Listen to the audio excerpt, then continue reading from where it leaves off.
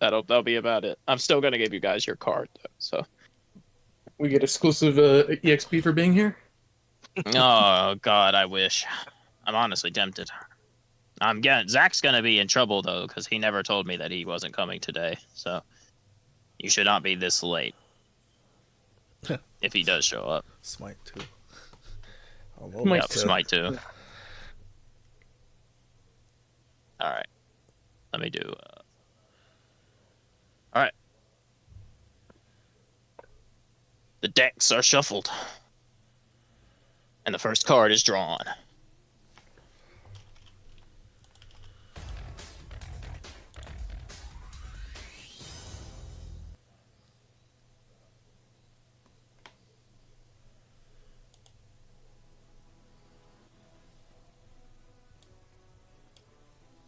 Previously, on Perfect Draw, Dark Emergence.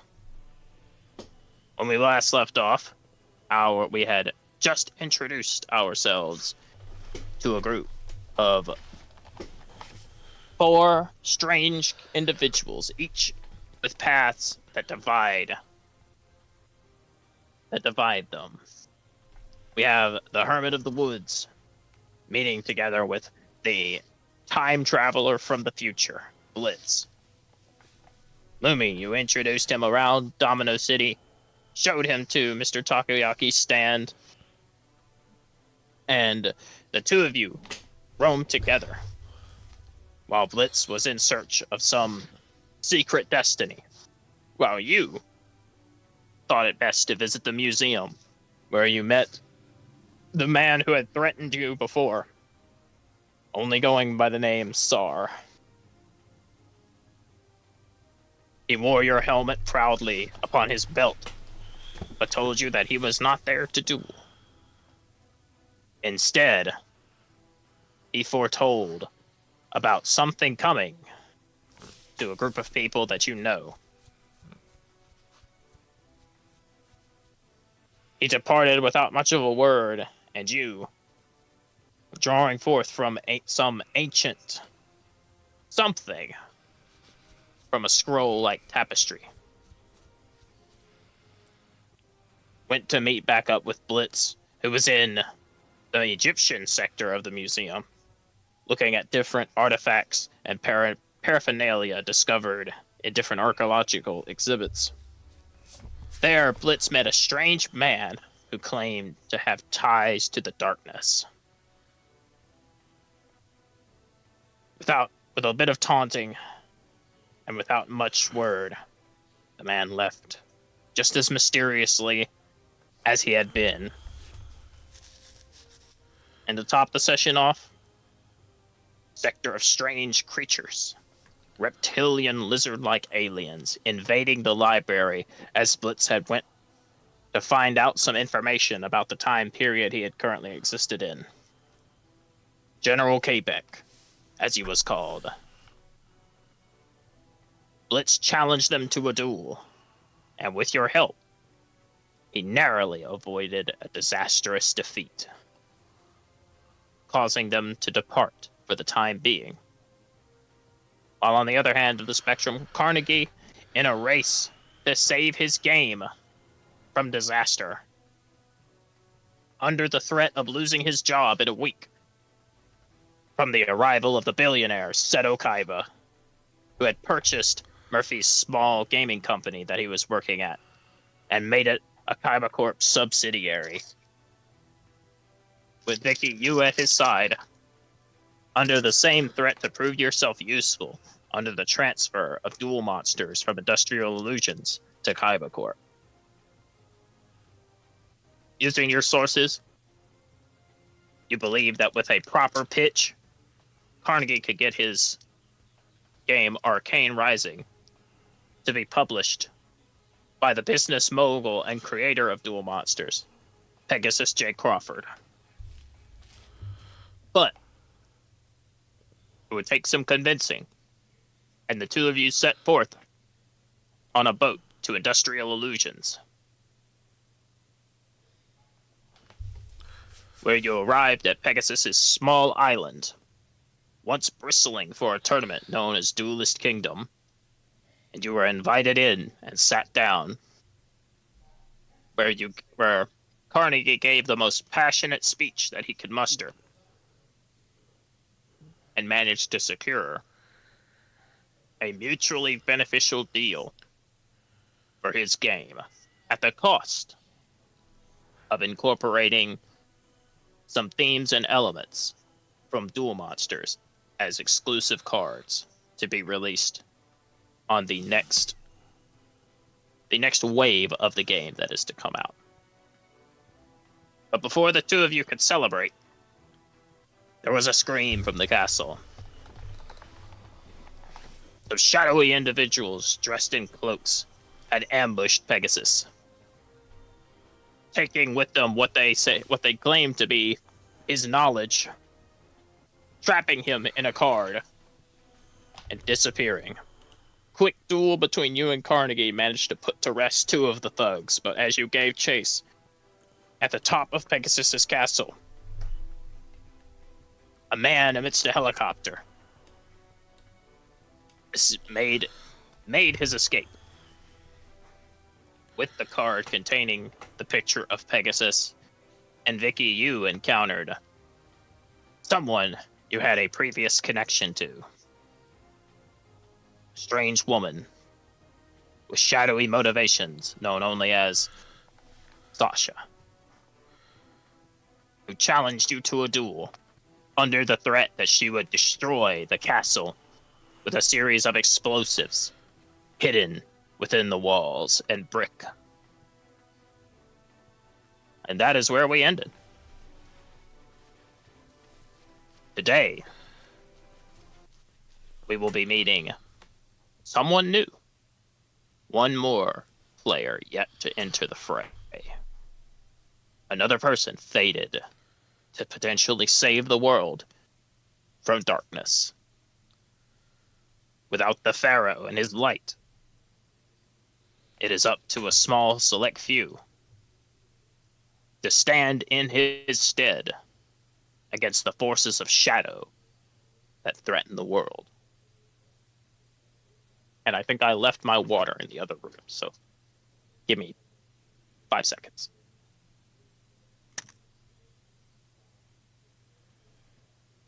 Five, four, true.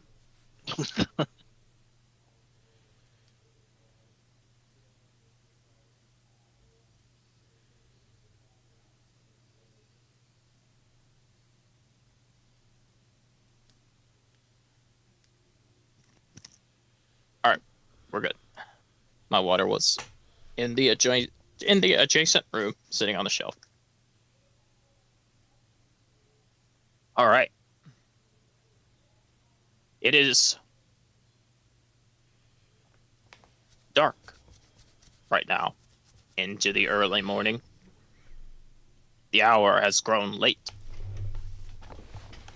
and in an unknown, slightly unoccupied, dingy motel, a young man sits alone by himself, having just woken up in the early hours as the morning draws near. Stark white hair and blisters of electricity occasionally streak across his essence as he slowly moves himself to the edge of the bed, wiping the sleep from his eyes.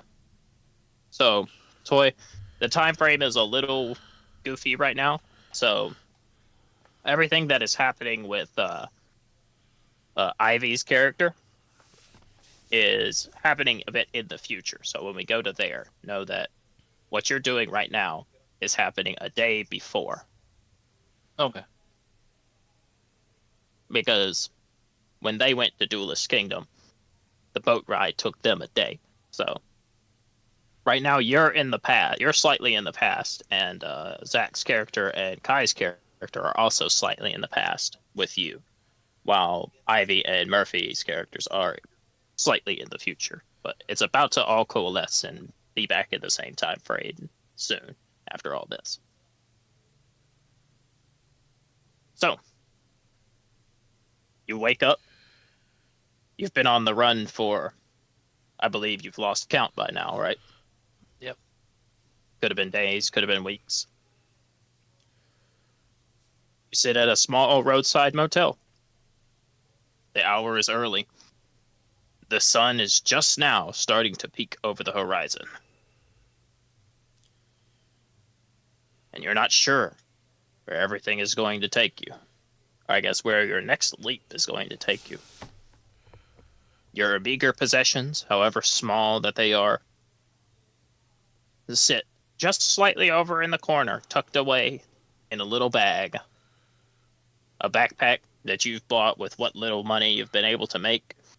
And the only reason that you're able to get in this hotel room is because you were able to perform a side quest for the owner.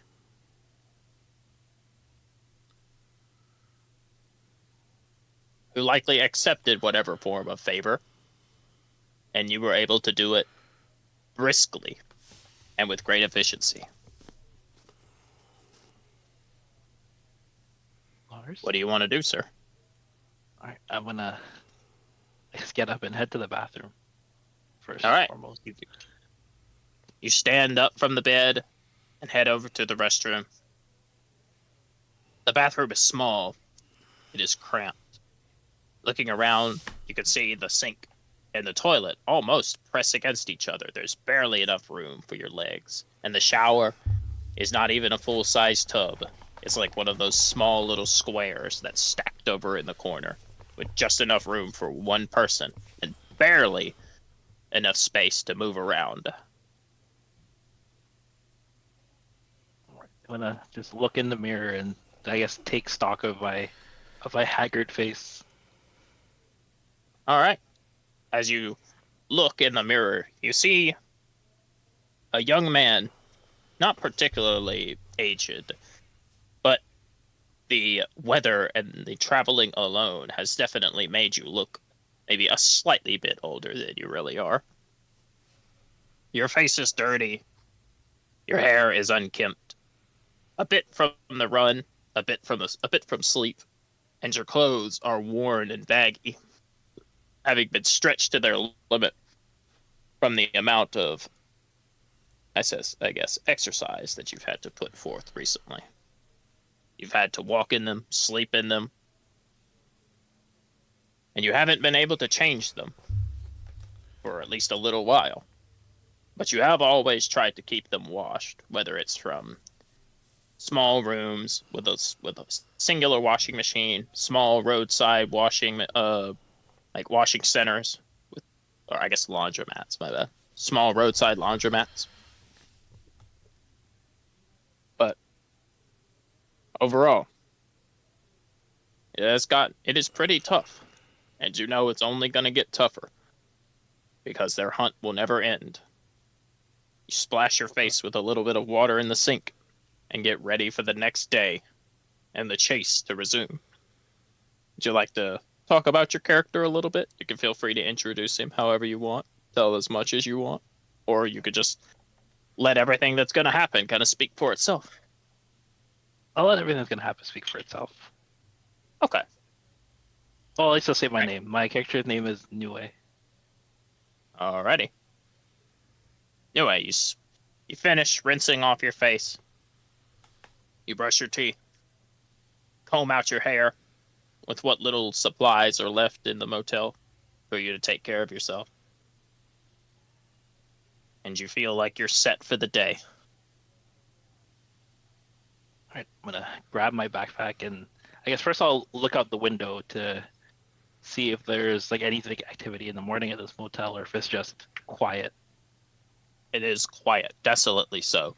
You do not see a single car parked in the parking lot, save for maybe the owners, who sat at the far end. All right, time to go. So I'll grab my backpack and anything else in there. Maybe I don't know if there's like a fridge or anything. Or maybe I'll take like a bottle of water from the room. Could be like a little tiny fridge. Yeah, let's Nothing like a too bottle crazy. of water from the fridge, and then head out the door. All right. You head for the door. Just as morning is beginning to crack over the horizon. As your hand reaches out and grips a hold of the doorknob, There's a sudden force pressed against the door. Let me get rid of that. Let's see. I can't.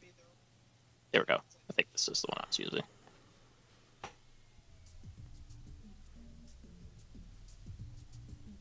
There's a sudden force pressed at the door. The door flies open. You're thrown back against the bed. Back up here for just a tiny second, sir. You're thrown back against the bed. A man in a black suit quickly makes his way into the room.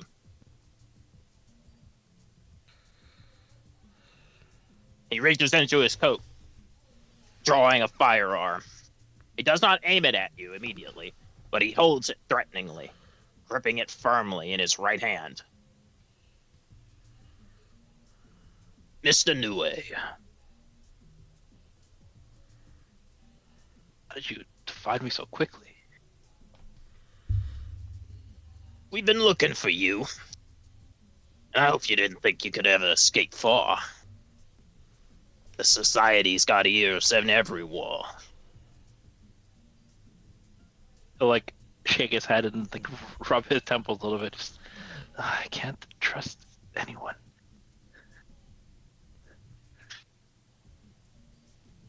I'll give you one chance now. Put your hands in the air and come with me. And things won't have to get ugly here. I'll try to look out the door behind him. Can I tell if he's by himself? Or if there is? Looking behind him, you see that the parking lot is empty. Your mind jumps to the possibility that his whatever vehicle that they brought here likely is not parked in the front. Knowing the kind of person that they would be dealing with, an escapee, they parked it behind the motel, or maybe a short ways off, and walked up here. I'll look up at him and like, did they really only send one of you to get me?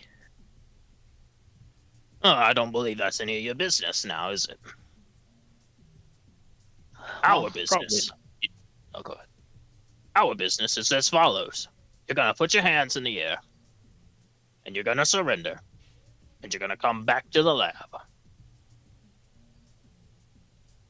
He'll slowly start to raise his hands, but like as I'm raising my hands, I will use one of my abilities to basically try to pry the gun out of his hand. Okay. So, let me get your character sheet here. You took. Okay, I have which. telekinesis. So you telekinesis. you're gonna try to use- let me, like, yeah. All right. So right away, sir, you are using your powers in the face of a challenge. This man is threatening you. This is not just a casual usage. So we're about to begin the first roll. That is the wrong song. But shit, I'll just let it rock. I've got a playlist on, so bonus points if anybody knows what game these songs are from. But we'll handle that later. Oh damn, I recognize that shit. All right. Prepare yourself, Nue. Alrighty. This will not be handled with a duel. Unleash your telekinesis. Now, roll, let's see, what is it? Oh yeah, roll me 2d6. And add a +1 to any relevant baggage you have. I believe this comes from... I believe this would probably be 1. Alright. Or maybe 2. No, you're not feeling probably just intense one. emotion. No. Yeah. Just one for now. Just 1. You're chilling right now. Let's go. Roll me 2d6 +1. Oh no. Oh, that is not good. That's how it begins. It'd be Yes, a sir. On a 6 or less, you succeed, but you pick 2 options as listed in your character sheet. Do you have your character sheet up, or do you want me I to read do, them yeah. to you? You cause Okay. substantial collateral damage to the area around you. Something or someone you care about is hurt, lost, or destroyed. You're overtaken by a force with its own will. Interesting. Yes, sir. Pick 2, please. And I guess if I'm gonna cause substantial collateral damage, can I say that while I was just trying to like take the gun out of his hand, would injuring him count as collateral damage? Oh, yeah.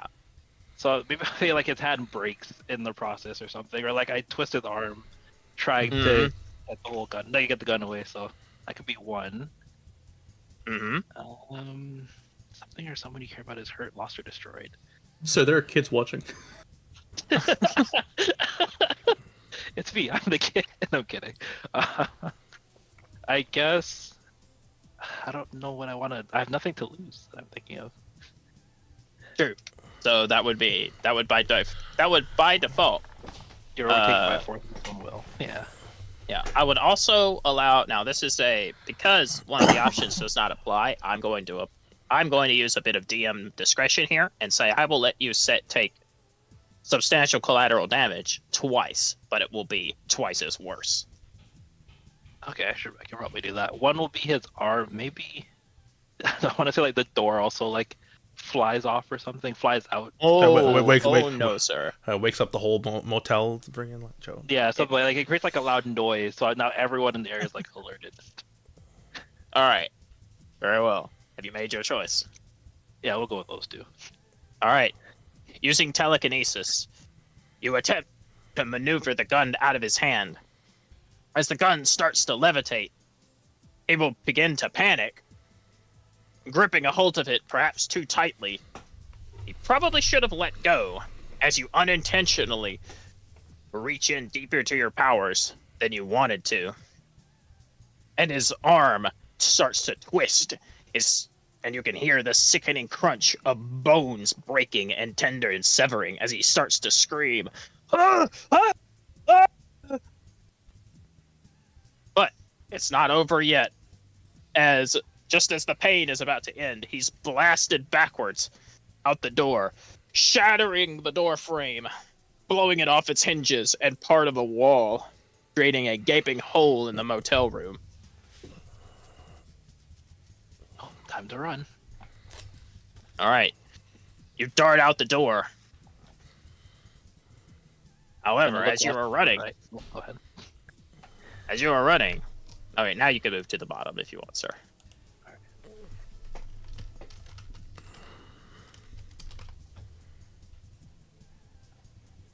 As you are running, it is not quite over yet as another man rocks up on you.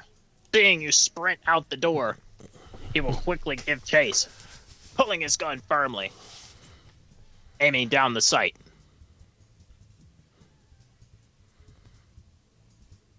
Stop right there!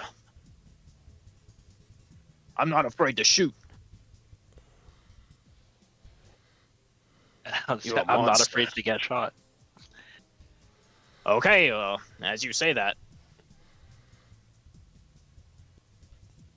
Move. you're a monster. You're a monster that needs to be put down.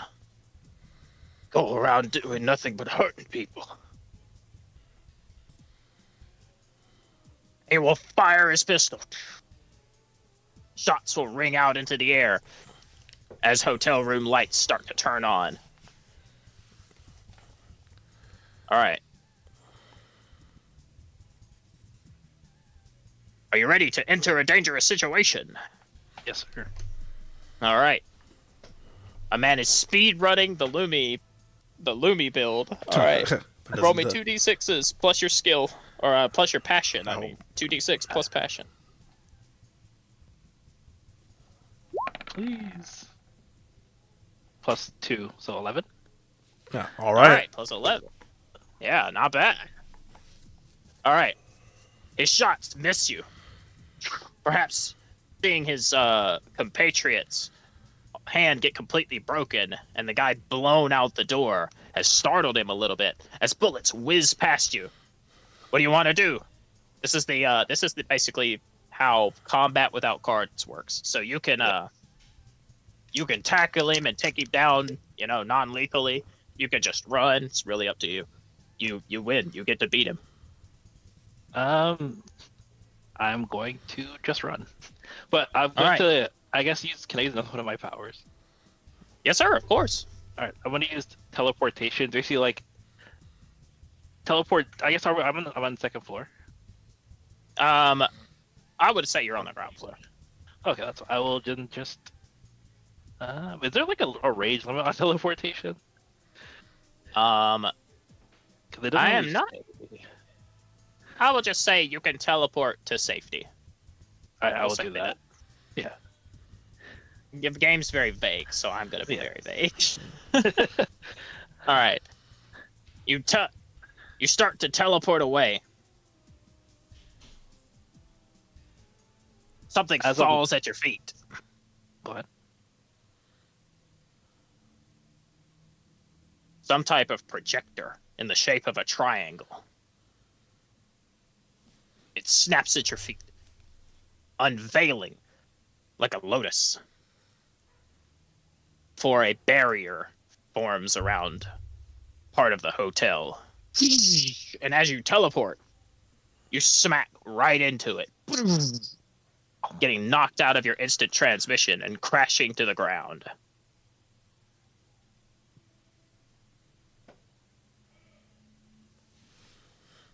The thug with the gun will kind of step back a little bit, being outside of the dome. Let me get rid of these guys.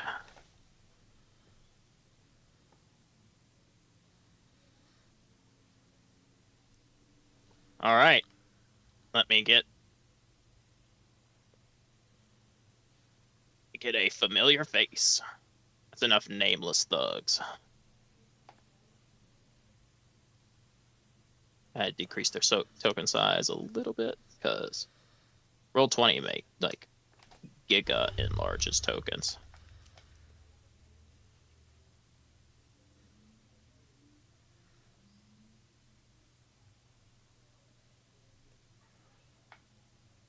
You hear a pair of footsteps, followed by another, then another. 3 individuals dressed in the attire of the society.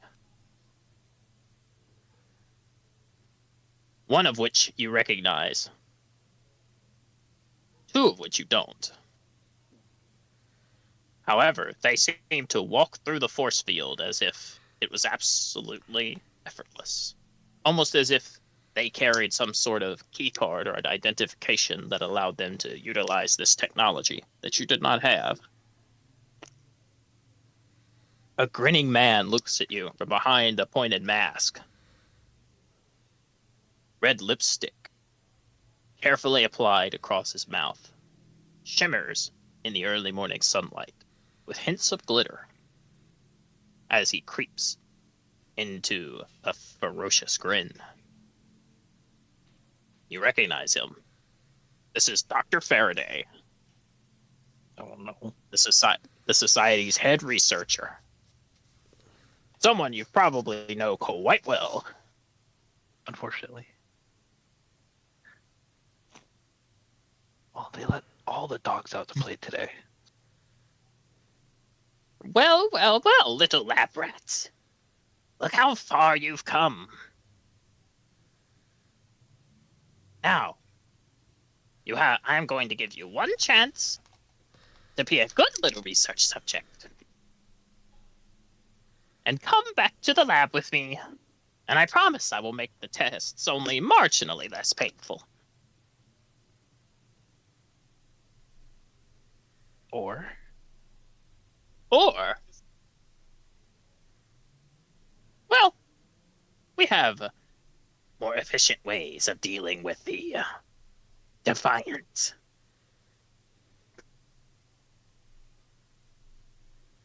I will never go back to that lab. He will pull out of his coat a little remote and press a button without a moment's hesitation. Your body will start to burn, almost as if acid is eating away at it. And as you look down, you see small machines crawling across your skin, almost like nanobots. They bite into you and tear at your skin, as if trying to dig inside your flesh. Go ahead. Hey, now, this can get more painful. Still wish to be defiant?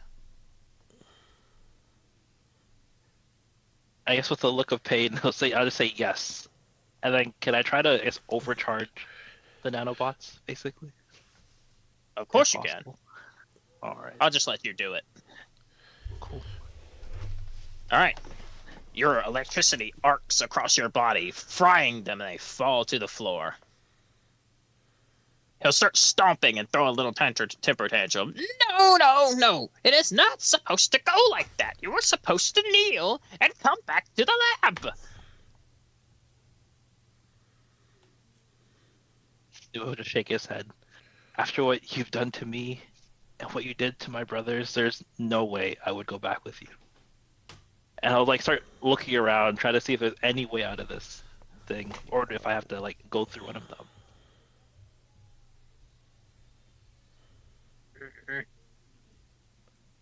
He'll look to one of his mass cronies that's following him. You! Whatever your name is. Deal with him!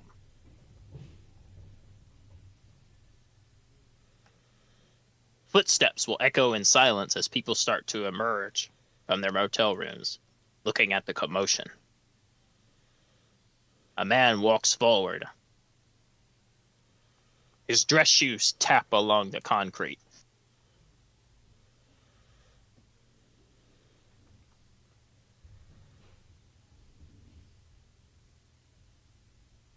I'm just gonna stare at him. He will open up his jacket and he will pull out a Duel Monsters deck. Oh, we're gonna do it this way, are we? Alright, I will. The man will speak from behind his mask as he rolls up his sleeve and a dual disc emerges. Created from the most advanced of technology, it is almost holographic in its images, or in its imagery and display. If you lose this duel, you will return to the lab. You will not be given a choice. And if I win?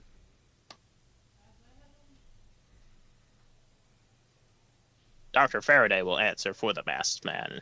If you somehow win, I will give you an hour head start. Chasing the mouse is so much fun.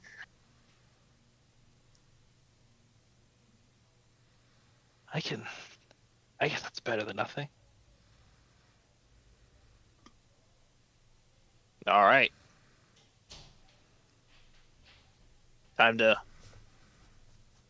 It's time to duel. Let me grab the things here. Should I make this a dark card game? You can if you wish. I guess I'll just use like the first part of it where it makes the change the area around you to be more suitable for the battle and those watching. Okay. What But you want to do? I don't want anyone else to watch. I was gonna like create like walls around the duel that only include like me and the other 3 people. So all like the civilians and stuff won't have an idea like what's going on. Okay, so you want to create like a storm wall, like some Kinda, clouds, maybe a bit of thunder. Exactly. Gotcha. Easy. All right, you summon up a storm wall as they invoke the ancient rite of card games.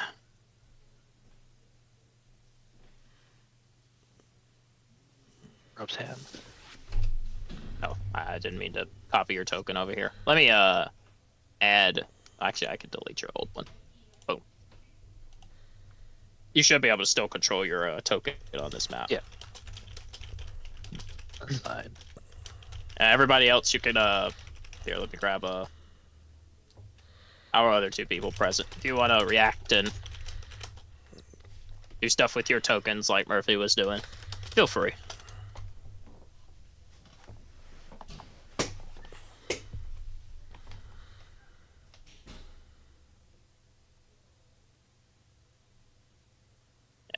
let me give Kai control. There you go, Kai. Should be able to move on this map.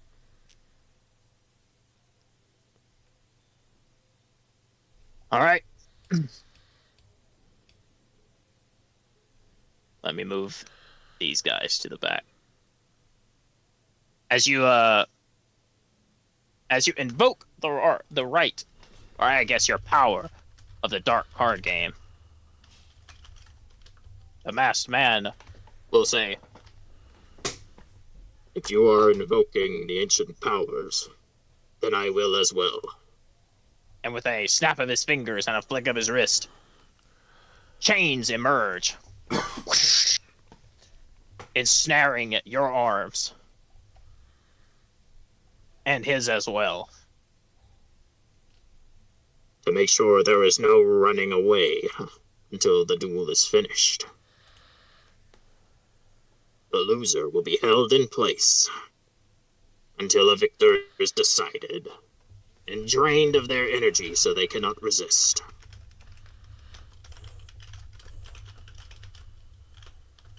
No, we'll just nod. All right, you're accepting the terms of the duel. Yes, sir. All right, you don't want to impose any supernatural consequences.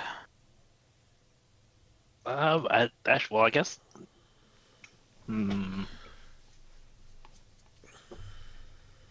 Which makes it also it raises an interesting point.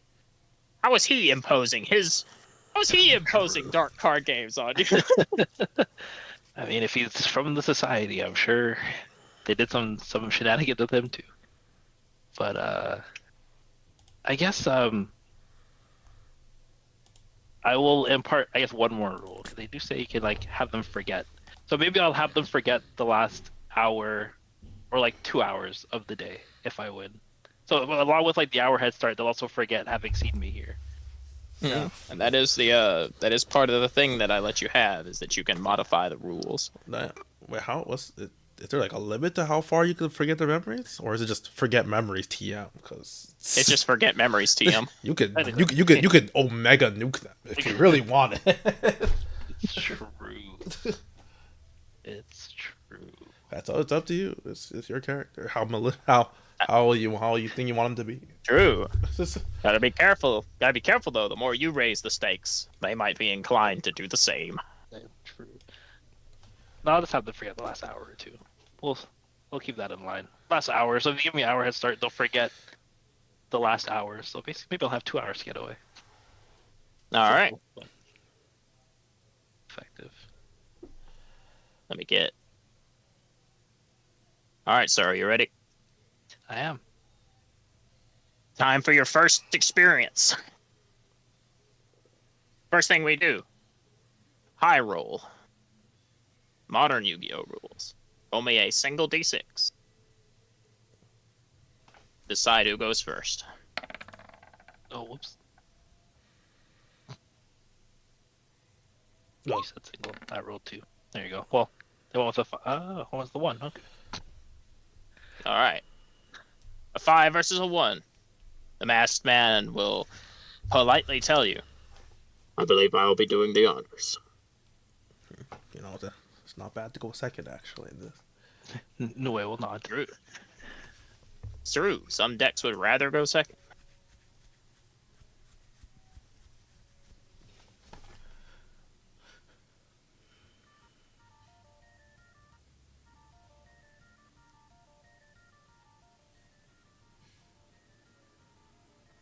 I hope you are prepared. This might be the last duel you ever play.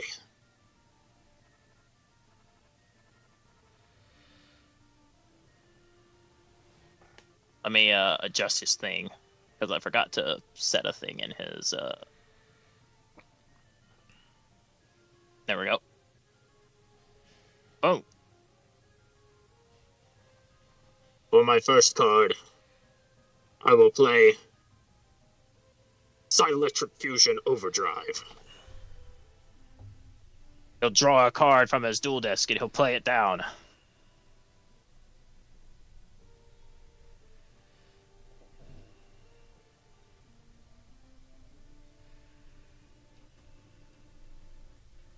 But place it down. A strong item. Boom. The card will appear on the field as your life point counters go up to 3. And I will deal you 2 cards, sir. This is a significant duel, meaning it is about medium difficulty. Where's your name on here? There it is. Oh, wait, what? Oh. Weird, it said that I was trying to give you a deck of no cards. It's like, that's not right. Oh, now you have 3 cards in your hand. Do you actually have 3 cards in your hand? Yeah, I have 3 cards in my hand now. Yeah. Okay, weird. Here, I'll take... Here, just discard one of... Here, we'll do it like this. Just discard one of them and just delete it. And then I'll reshuffle your deck. It doesn't matter if, if you're playing to your advantage. It's fine. Whichever one you think will be the least useful. Just place it on the field and delete it. Alright. Remove. But yeah, he plays Electric Fusion Overdrive, and he'll explain it as he plays it, because this is an anime. Once this card has been played, whoever fuses 3 monsters will immediately win the duel. But I believe you have no fusions in your deck.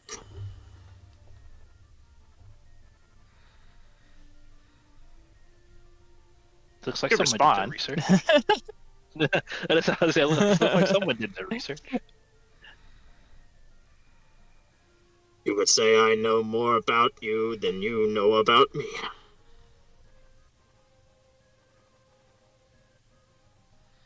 I play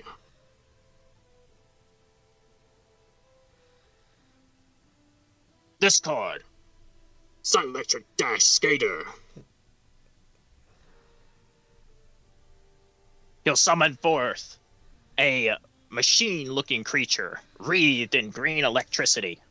This card kind of resembles your motif a little bit, with lightning, yet more based around robotics. As it skates in from a portal, grinding itself to a halt on its roller skates. Your turn. All right. You have 3 life points, sir. So I guess I gotta draw first. And, Yes, sir. Draw a card. Drag it from your hand to your, or drag it from your deck to your little, yellow square down there. Put on the wrong thing. Remove. There we go. We'll update to 4. Still stuck at 3. Is it lagging? It's not lagging. Oh, there. Lord have no, mercy, why is it so broken? Okay, Alright. let's say, why is it so broken for you? All Alright. right. You have 4 cards? Or you have 3, 3 I cards have now? 4. Oh, you should not have 4. You should only have 3. Delete my other one. Oh my lord, why? Why is your hand so broken? Basically, every time I take something out, it then just repopulates into my hand. Here, let me try this. Can I steal the cards from you?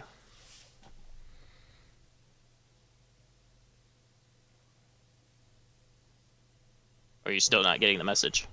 I do not get the message.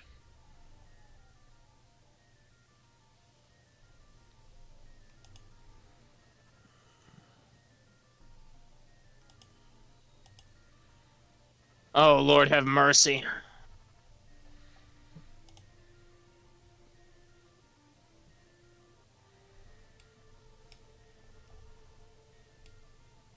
I broke it. Yeah, yes, sir. So if I drag, yeah, like every time I drag it out, it shows up on the map, but then it still repopulates into my hand. Hang on. I'm trying to find a fix. Let me try this.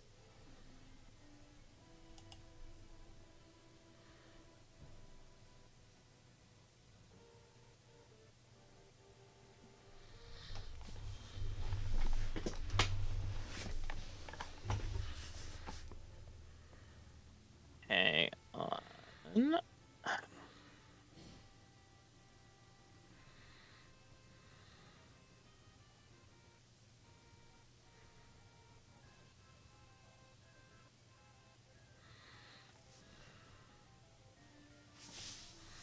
There's two of them. Here, try. Does it still repopulate? I'm trying to get this.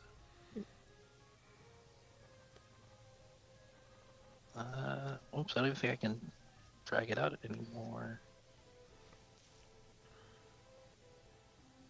Leave. Nope. No, I can't drag them to the field. Oh, wait. Oh, my hand is gone. Okay, is your hand gone now? Yeah, it's completely gone. Okay, now disconnect and reconnect. All right. I'm trying to find a solution here. Forward. Loading.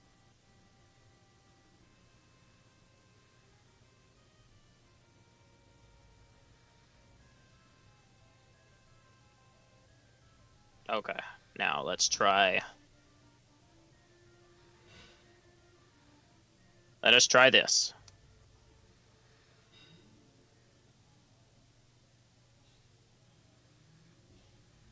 All right, I have 2. All right, you should have 2. Does it repopulate when you play one? Let's see. No, it does not. All right. We're fixed. I can't see the cards in your hand for some reason, but that doesn't matter. We fixed it temporarily, so. All right, continue as normal. We fixed it, so I'm not gonna be stealing anything from your hand anyway. So. Whoops. Oh, brother. Remove. Oh my lord. That's my hand. Okay, there we go.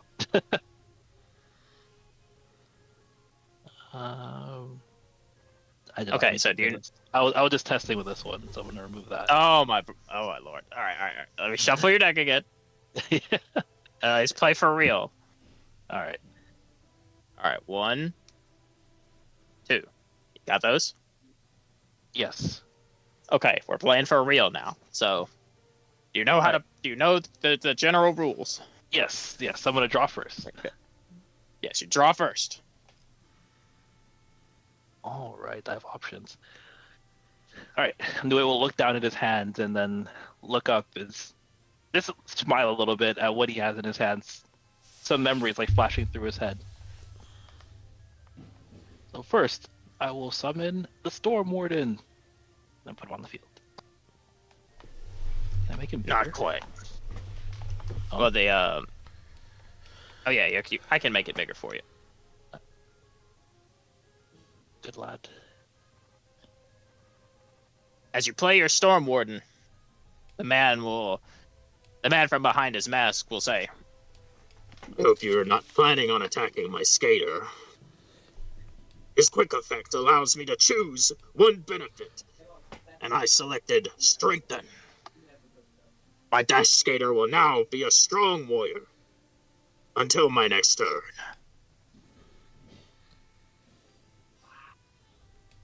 Nui will nod. All right. Is there a limit to how many monsters I can play in a turn? you can only play one warrior. You can play a warrior, a invocation, or a staple. You can play an invocation or a staple, and you can attack with your warriors. That's the only actions you have left. Okay. So yeah, you can technically only play one warrior per turn, unless you have an That's fine. invocation that brings out more of them. But you also have staples, so you can play. If you have any staples that summons warriors, you can bring them out using those as well. So I go to decks. Staple deck. I have to draw from the staple, or can I just use it? You can. There should be an option in the staple deck that says choose, so you can choose a card that corresponds with the staple that you're going to use. Perfect. Okay, I see it. But I did not put every single staple in there. It's mostly just generic warriors and items and stuff like that, so I didn't have to give art to them. Because some staples are just like, oh, I draw cards. So it's like... Fair.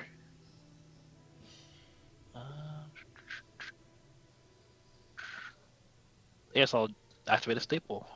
Favorable All right. winds. All right, draw a card. Oh, I keep putting it in the wrong spot. There, go down there. Okay.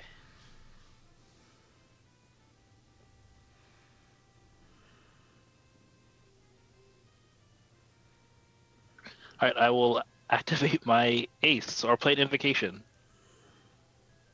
Okay. Storm blessed. So the I Storm guess the wind, blast. the storm around the duel or like around the arena will start to like pick up and grow. I guess more violent. But I seem to be just standing in the middle of the storm, perfectly unbothered, while like everyone else is close, like rustling or like wind, like hair being blown in the wind, all that good stuff. Okay. So now you are immune to. Your Storm Warden is immune to card effects. Sir. What you gonna do now? He is also a strong warrior, so I guess we would clash, right? If I were to attack. That is correct. But if you attack the skater, if you lose the clash, your Storm Warden will be Warden. destroyed. If it is Yes. a neutral clash, you get to decide the outcome between both being destroyed and both living. If you win the clash, the skater is destroyed. Now, if you attack the item, the item is very similar, except that if you lose the clash, your warrior does not go to the graveyard because items cannot defend themselves. True. In that case, I will attack the item. All right. Your Storm Warden dashes in, drawing his sword, attempting to make an overhead strike down on the psychic man, promoting his fusion powers. Roll me 2d6s plus tension. I believe you get a +1 because this does involve your baggage. Also, you do have an advantage because you have baggage over this. All right, so that is a 7. That is a draw.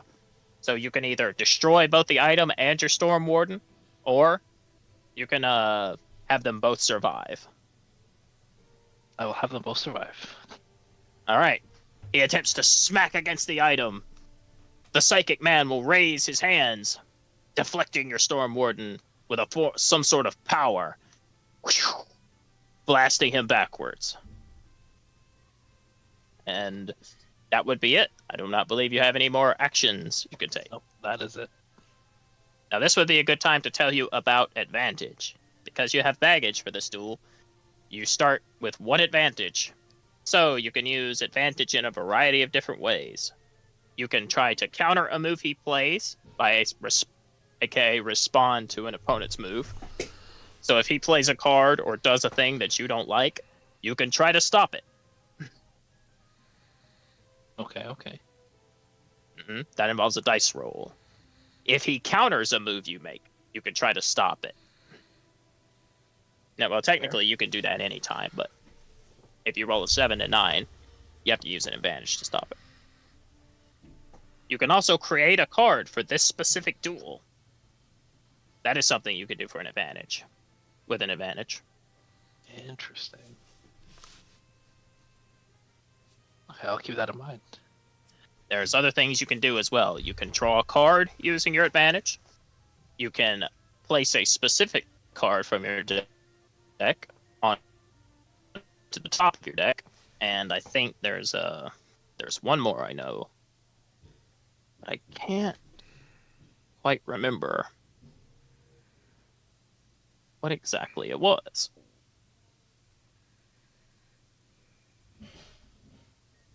Let's see.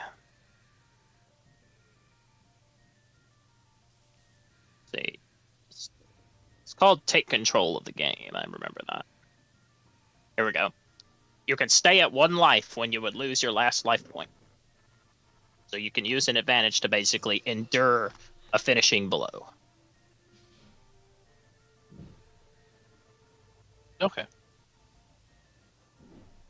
The man will look at you and taunt from behind his mask. Is that all you have? If that is really the best you can do, then this duel is already mine, and you will be returning with me. Don't you know? Storms take some time to gather strength.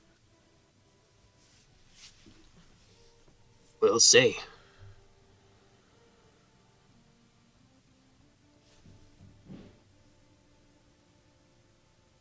I play this card. He'll draw.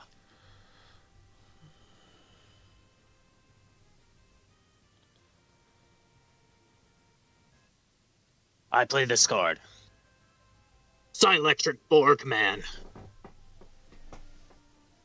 He'll summon forth this half cyborg looking man who appears like he's been experimented on. Only a small part of him, his face, has any humanity left, as his body is full machine and he wields a energy weapon akin to a lightsaber. Now I will show you why your victory is impossible. Psyelectric Dash Skater. Fuse with Borgman. When they will merge, combining their keywords into one and creating a new entity.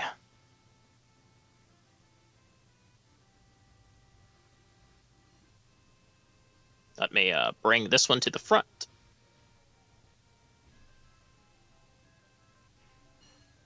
I summon forth, by invoking the power of fusion, Psyelectric Borg Dasher. And now it is a strong monster with fusion potential, giving it resilient. Okay. And it also has Defender, meaning now you can only target it. So fusion, the way fusion works in Perfect Draw is you do not technically create a brand new card. You fuse two cards together, and whatever special effects they have, you add them together into one card. Okay. Now, Psyelectric Borg Dasher. Attack his Storm Warden. The Borg Dasher will leap into the air, coming down with a grand flying kick.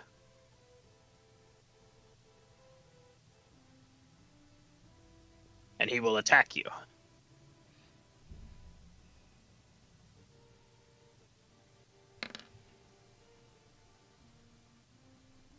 Oh, that's a 6.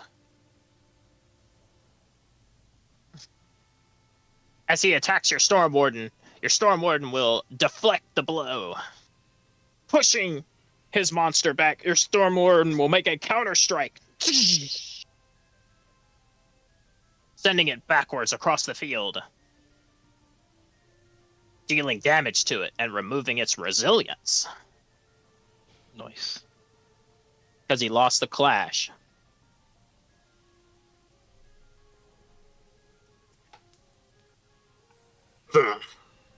I see. I will play this card. And end my turn.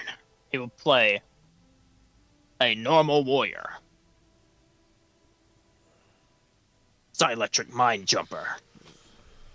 Oh my god, why do the cards just... I will never understand why Roll20 does that. It makes the cards just jump across the damn screen sometimes. That's the end of his turn. All right. Time to do the thing. Do the thing, sir. Draw a card to my hand. All right.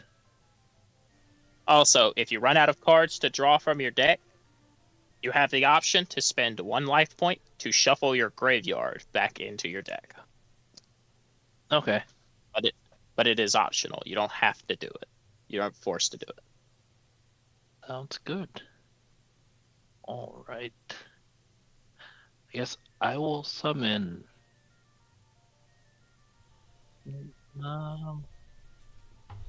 The Squire of Thunder. Oh, he's setting up. It's about that time.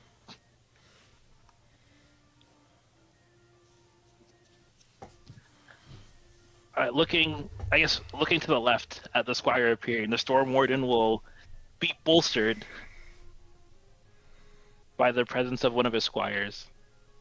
You get blocker as well now. Yes, sir. Oh, how familiar. 2 blockers. And He then can I only attack will- your Storm Warden, and you can only attack his dasher. Do I want to wait another turn? What do I need to staple? Also, his item gains 1 point, and I will add that. Remember, he has played an item that if he refuses 3 times, he will wins, automatically win the duel. Yeah. So I will set it Um, that it has 1 stack. Okay, can I use one of my staples, building pressure? So lose 1 life, draw 2 cards. Absolutely, you can. All right. All right, you reduce your life points by 1, Yes. and your deck is now empty. Oh, wait, did I just not draw one of my cards? Wait a minute. Here, let me try this. There you go. Try it now.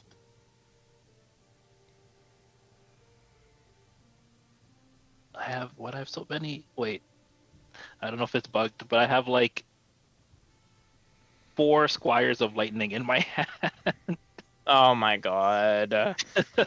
Brother! Can you place I them was on the like- field, delete them? Yeah, I can try. So this one. Do they This one. respawn in your hand? No, they do not. Okay. I had straight up 4 of them. Okay, so let me just delete. Alright. I tried to give you the last card from your deck. Do you have it? No, I still only have 3. Why? Why is this happening?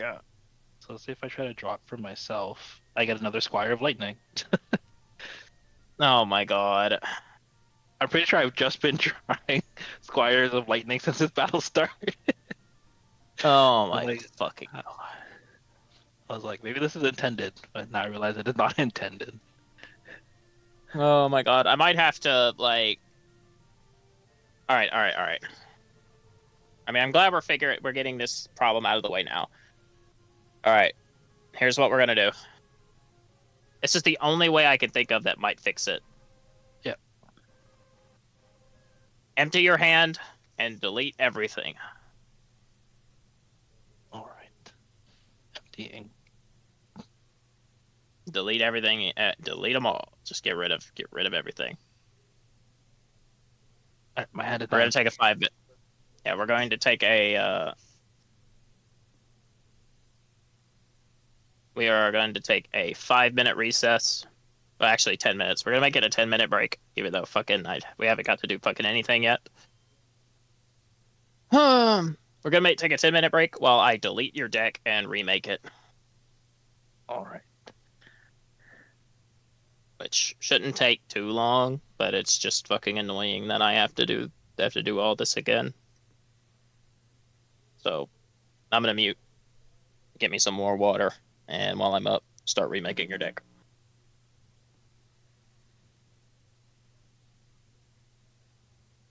Yeah, I was very confused. I'm like, why am I drawing the same card every turn? Straight up a lose.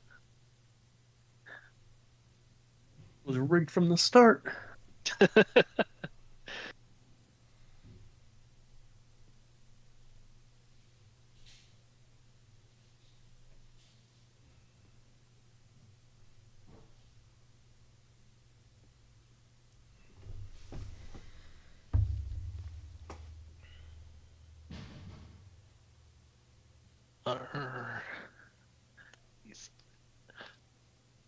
Where is my water tube?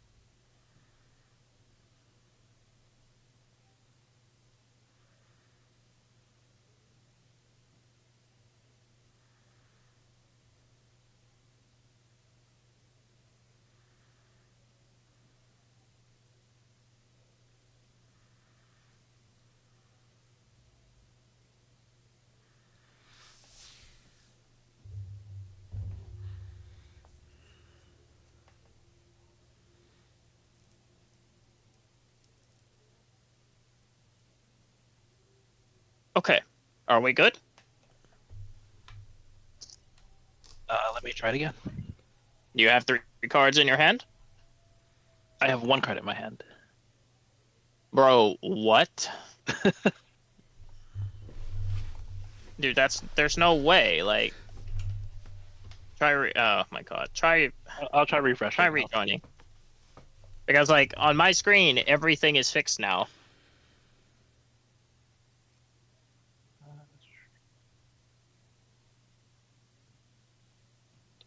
Well, let me just update my Chrome because it has an update. Maybe that'll do. Maybe that.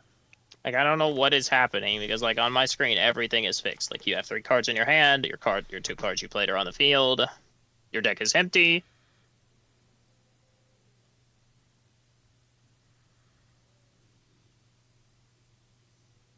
So right now I have no cards in my hand. Oh my god. I like to imagine that in universe in Yu-Gi-Oh, there has been matches where there's just been technical difficulties the entire time.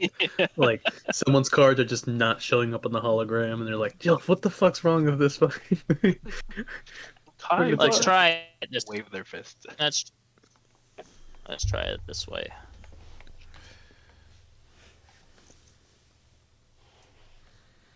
I'll try this then. I'll replay. All right. Draw your cards from your deck and see if you can add the 3 that you were missing to your hand. Are they there? Yes. Yes, they're there.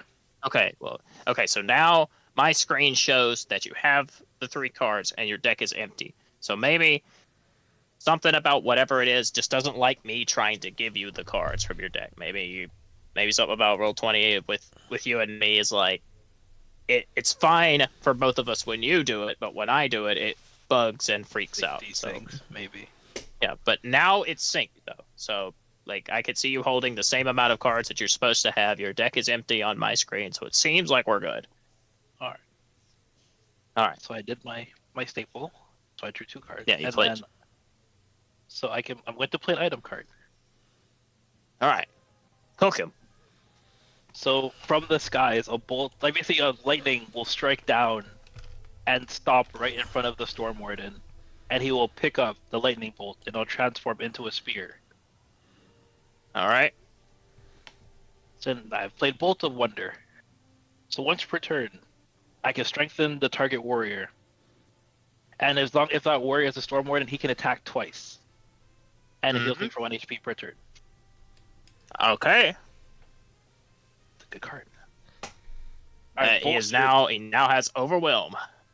Bolstered by the presence of his squire and the storms granting him strength. I'm going to attack. What is it? I'm going to attack the skater. Okay. Shit, wait. Your Storm Warden lunges forward, bringing up his sword. He prepares to strike. The masked man will respond, issuing the first response move of the duel. I knew you would put all of your cards into one monster. And now I'm about to show you why you don't do that. He will reveal his face down card. Hey, yo, what the giga card? It's strike things that makes someone attack twice and heals. What is the cost of that? What the heck? It's probably the most expensive card in my deck, to be honest. That is. It is a normal item, so he gets like 3 points for it, and it plays into his thing, so he technically has 4 points to spend on that card. So it gets to be a little good because it's a normal item. It does also has no protection unless his guy's got blocker, which he does right now. True. All right, you attack, and he'll reveal his face down card. Electric Brain Melter. Can I This use card my will advantage counter and your... say no? Yes, you can. All right. This is countering a response. Well, you get to roll this no matter what, but if you You will have to use your advantage on a 7 to 9. So roll me 2d6s plus your tension. So plus 1. Give me 2d6 plus 1. If you roll a 10 or above, you don't have to use your advantage. 6. Unlucky. 6. Yeah, actually. You just don't counter. All right, fair enough. Yeah, you needed a 7. Yeah, you needed at least a 7. Fair. All right. This card will rebound your Storm Warden's attack, making him strike himself. A bolt of green electricity will emanate from the blade skater. It will strike into your Storm Warden, sending wreaths of electricity throughout his body. He will writhe in agony, and he'll be destroyed. It's over. It's so over, guys. It's over. You still have your advantage, though. That doesn't True. cost us taking your advantage. You shouldn't put all of your eggs into one basket.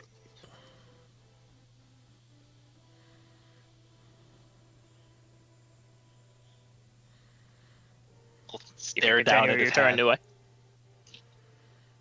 I can only play one invocation per turn, right? One invocation Or- per turn.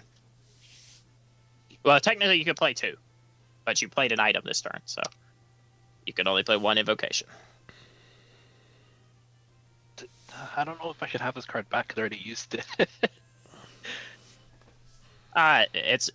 It's no real it's no big deal, brother. All right. We were dealing with technical issues. I'm not going to count technical issues against you. Technically, I should have played this first, but I will play Stormblast. All right, I don't know if I should have this Storm again. Blessed.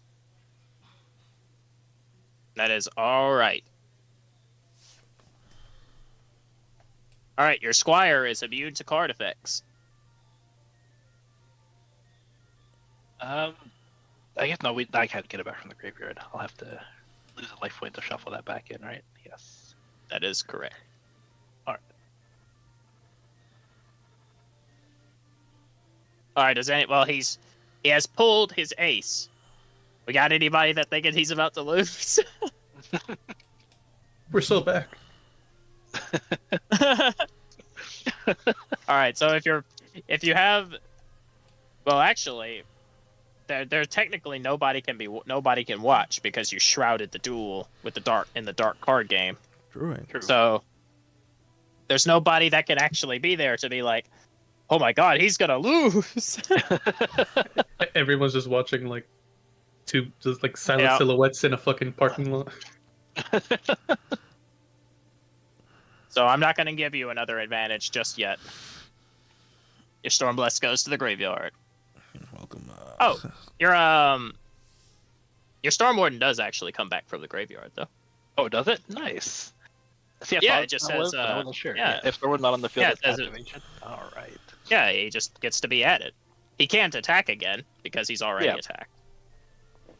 But Welcome back, old friend.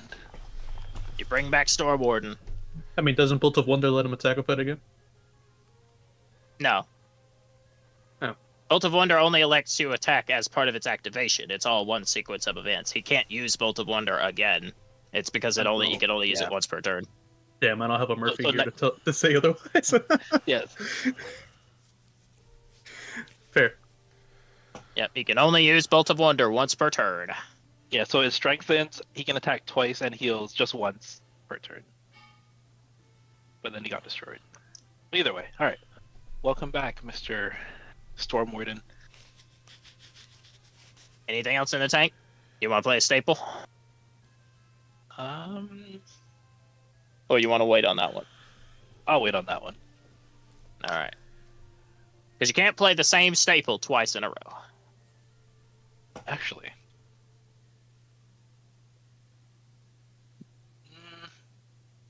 I do have. No, actually, no, it's fine. I'll save it. I'll save it. All right. He's saving. And it is the Masked Man's turn. I'm gonna bring this duel closer to its conclusion. The inevitable conclusion. I play this card.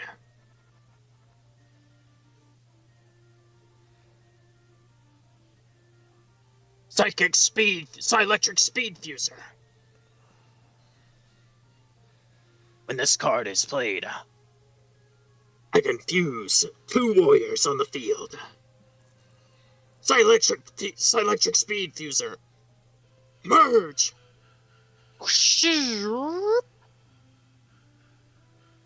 With my Psyelectric Dasher. And they will stack on top of each other.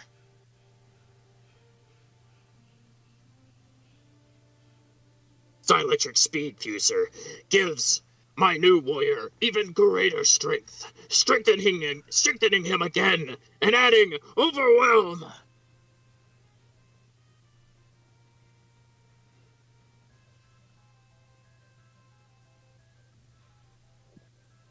Now fear the power of Psyelectric Speed Blitzer.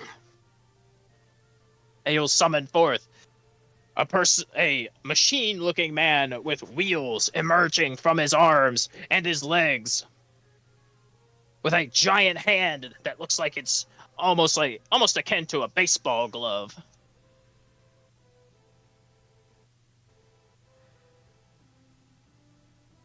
Rain monster. All right, and that is 2 fusions. It's not looking good, bro. No kidding. One thing you can. Okay, so before I fully allow him to finish his fusion, one of the things you can do with an advantage is counter your opponent's play. All you have to do to succeed on that is roll a 7 to 9, and then whatever they're trying to do, you can stop. So keep that in mind. I still have my advantage from because I got it back, right? Yeah. Or I didn't end up using it. That is right. Then I will use it to cancel this, but I forgot I got it back. Okay, so you want to stop his fusion. All right, I'm gonna and try. you have the same threshold of abilities that he does. So if you want to try to destroy his fusion monsters, you can do that. Like, you're spending an advantage. So it's all the rules say is describe how you counter your opponent's play. That's all you gotta do. So you can kind of stretch it as far or as thin as I'm willing to let you. So roll me 2d6 plus tension. Hopium. Oh, brother, not again. Can't we roll good? Oh no! Never This guy's gonna lose. It's over. It's okay. All right. Well, you try to counter, and he will instantly deny you with a trap card. The fusion will go off, increasing the strength of his blitzer to overwhelm. Now, it is strong, it has overwhelm, and it has defender. Go, Psyelectric Speed Blitzer! Destroy his Storm Warden again! It'll skate across the arena, doing an arcing backflip, sending your unbuffed Storm Warden back to the graveyard.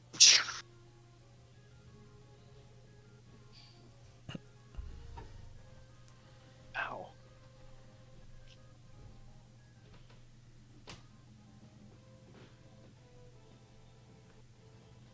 All right, your turn. And Murphy's like, fusion is ass.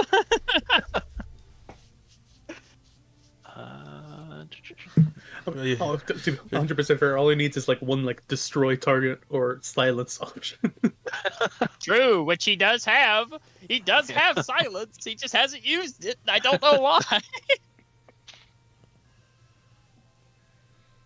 All right. I was gonna use it because I couldn't attack last. I guess it would have. I don't know if it would have lasted long enough. All right. Either way, I will draw from my. I think my deck is empty. Yes, sir. I'm back up to 3 life points now, aren't I? Oh yes, you are. Yes. Because your Okay. Storm Warden I will. did. Wait, no, your Storm Warden got destroyed. He didn't kill anything. Oh, damn it! All right. So I could spend 1 to get my.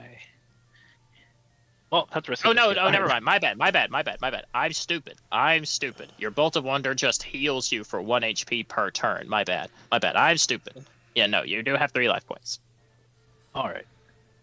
I'm going to spend 1 to, I guess, shuffle my graveyard back into my deck. All right, I'll shuffle your deck.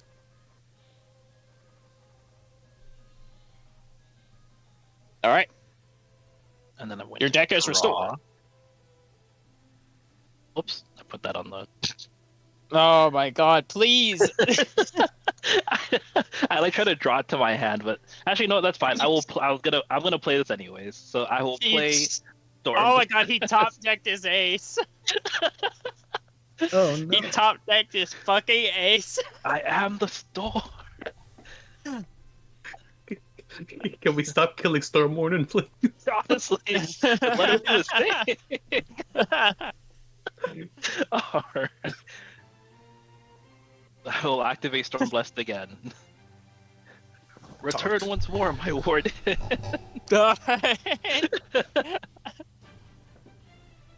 And then, just to be clear, does this count as a summoning a monster, or can I still summon a monster? No, this does not count. This counts as playing an invocation. All right. In that case, I will also summon from my hand the Squire of Lightning. Oh my God! He's set up. It's all coming together now. Rough hand. All right. So with both the squires. Oh my God! What was that? He nukes the field. With both squires on the field, my Storm Warden now has blocker and piercer, as well as with teamwork, all monsters are strengthened. All right, let him have it. All right. I will equip the Bolt of Wonder. I don't know if that will do anything else, but You can attack. I'll equip Bolt of Wonder to the Storm Warden, and he will attack the. I guess the Super Fusion monster still has Does blocker. Overwhelm, or it has And block. overwhelm. Yeah. So it'll be another Yes. clash. Yeah, it will be a clash. Can I use my advantage to? I guess It's no, that wouldn't work. do you? I do not think you could use your advantage to automatically win a clash. I would like to maybe to add like something else to my roll, but probably not. I do not think that is a thing you can do. No. Attention. I can. So can I still play a staple? Actually, you can spend 1 advantage to raise the result of a clash from 6 to 7 to 9, or 7 to 9 to 10 plus. Block. Okay. First question. I can't play a staple anymore, right? No. No, you can't. I can. Okay. Yes, then I will try to use my advantage to. All right, he's attacking the super fusion. You get 3 attacks because you're combined with your squires combined and your bolt of wonder. So you get 3 attacks. Let's go. Wielding the bolt of wonder, he charges for a clash. 2d6s plus 1. Please. Passionate duelist. I rolled 1. Oops. Roll another one. Okay, let's go. Okay. All so right, bad. that's a 10. We're so bad. Striking down with furious intention, the Storm Warden cracks down with the Bolt of Wonder, obliterating the Super Fusion monster in a single stroke of glory and lightning.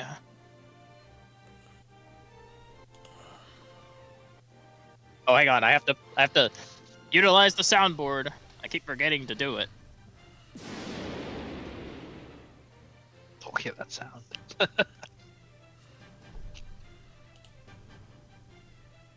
All right, you get another attack.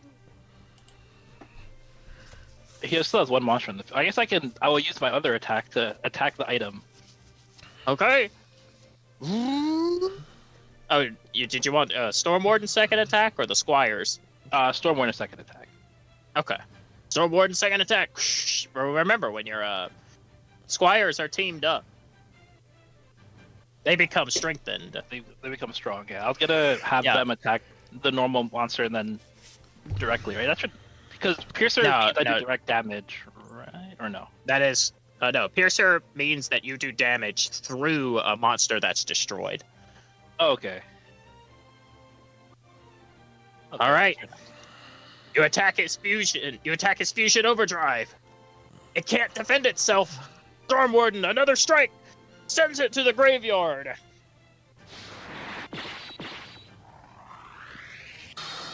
Sending it to the graveyard.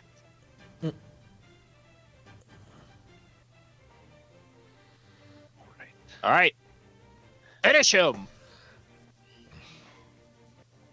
The Storm Warner will nod at both of the squires, urging them on to take part in combat, and they will both dash forward to, I guess, do their attacks. All right. They dash forward. Easily, they clear out this normal warrior. They come in for a direct attack. The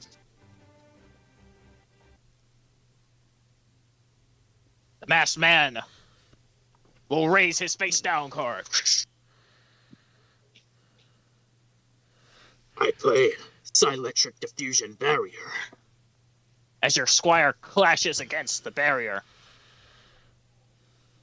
Being that they are both large, some of the damage will get through.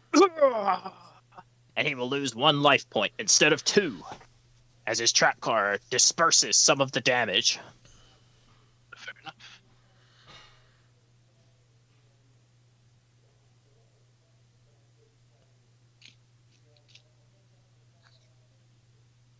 You destroyed my fusion overdrive. Do you think the duel is just over now? I think you're like the little half smile. Yeah, maybe a little bit. What else you pack in, Metalhead? I'll show you.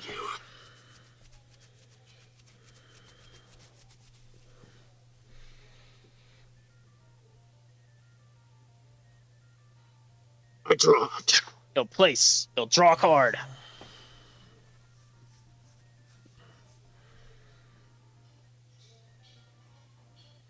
This card.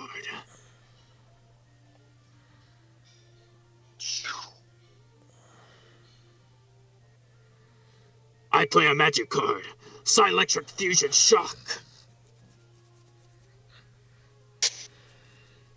Additionally, I play this card. Oh, that is the wrong card. Throw that card away. He will play one of his cards that he did not play. Psyelectric Yo-Yo Shooter.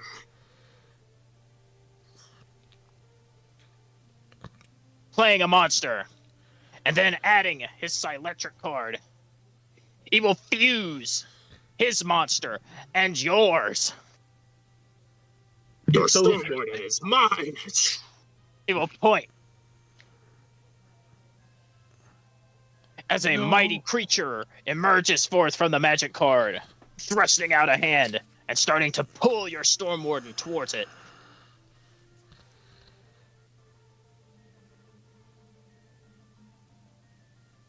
No.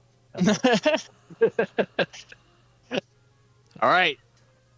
He's not using. You don't use your advantage. No, wait, did I already spend it to get the... No, but you rolled or a it's just 10. continuous? Oh, okay. Yeah, you rolled a 10. Right. You didn't need it. Oh, right. All right, I'm going to use my advantage again. Okay, Oh, you're gonna try to. I'll get used to that eventually. Oh, my bad. No, my bad. You did use it and you failed. You failed the roll, I think, to counter his play. Yeah, that's right. Yeah. I'm dumb. But you do get more. Oh no, you got a second advantage because you drew your ace, I think. Yeah, Fuck it. Whatever. I top decked my ace or something. Yeah. I'm just stupid. It's hard to keep track of. This game, there's a lot that goes on in this game sometimes. Yeah. Alright, he will fuse your Storm Warden and his Psyelectric monster, sending Fusion Shock to the graveyard. Psyelectric Fusion Shock has another special ability. It allows me to play my strongest monster. This might look a little familiar. And as he plays it down, it bears a striking resemblance to a part of your own. What the hell? Psyelectric Axon Warden. Not the I need a tome. fucking glossary for it. True. No, not the tome description. You power creep in these gotchas, man. Alright. So, basically the way this card works. For however many monsters have a special effects on the field. This card gets stronger for each one. Uh-oh. So, Psyelectric Yo-Yo Shooter. Specifically, it's cards for on his side of the field. Oh, okay. I'm about to say, like, Not uh-oh. yours. So his Psyelectric Yo-Yo Shooter gives the Fusion monster, gives the Fusion, the Storm Warden Fusion, has one keyword. Also, because even though it absorbed your Storm Warden, it does not grow in power. It just copies the keywords. I'm Okay. pretty sure. I could be wrong, but that's how I'm going to run it for now until I go back and reread Fusion. I'm pretty sure it's just it takes over the properties that the Fusion monster has, not the one it absorbs. Okay. So yeah, I still have options, I think. And he will select the option Sheer Power.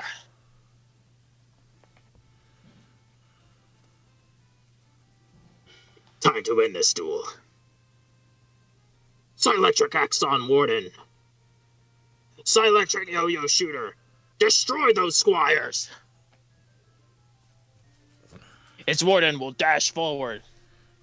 Give your squires a fierce punch. The Yo-Yo Shooter. Don't they clash? Or does Sheer Force make him, or Sheer Power make him stronger? That's they're- right. That's They're both right. strong monsters, yeah. He has That's right. Does he have overwhelm on him or That's what I was wondering. Does Sheer Power give him Overwhelm, or is it three is it a clash? keywords sure, or more yeah, give this card's overwhelm? It says in the glossary on the card. Yeah. Well, okay. Psyelectric Yo-Yo Shooter gets Sheer Power gives it Overwhelm when it is attacking. Oh, okay.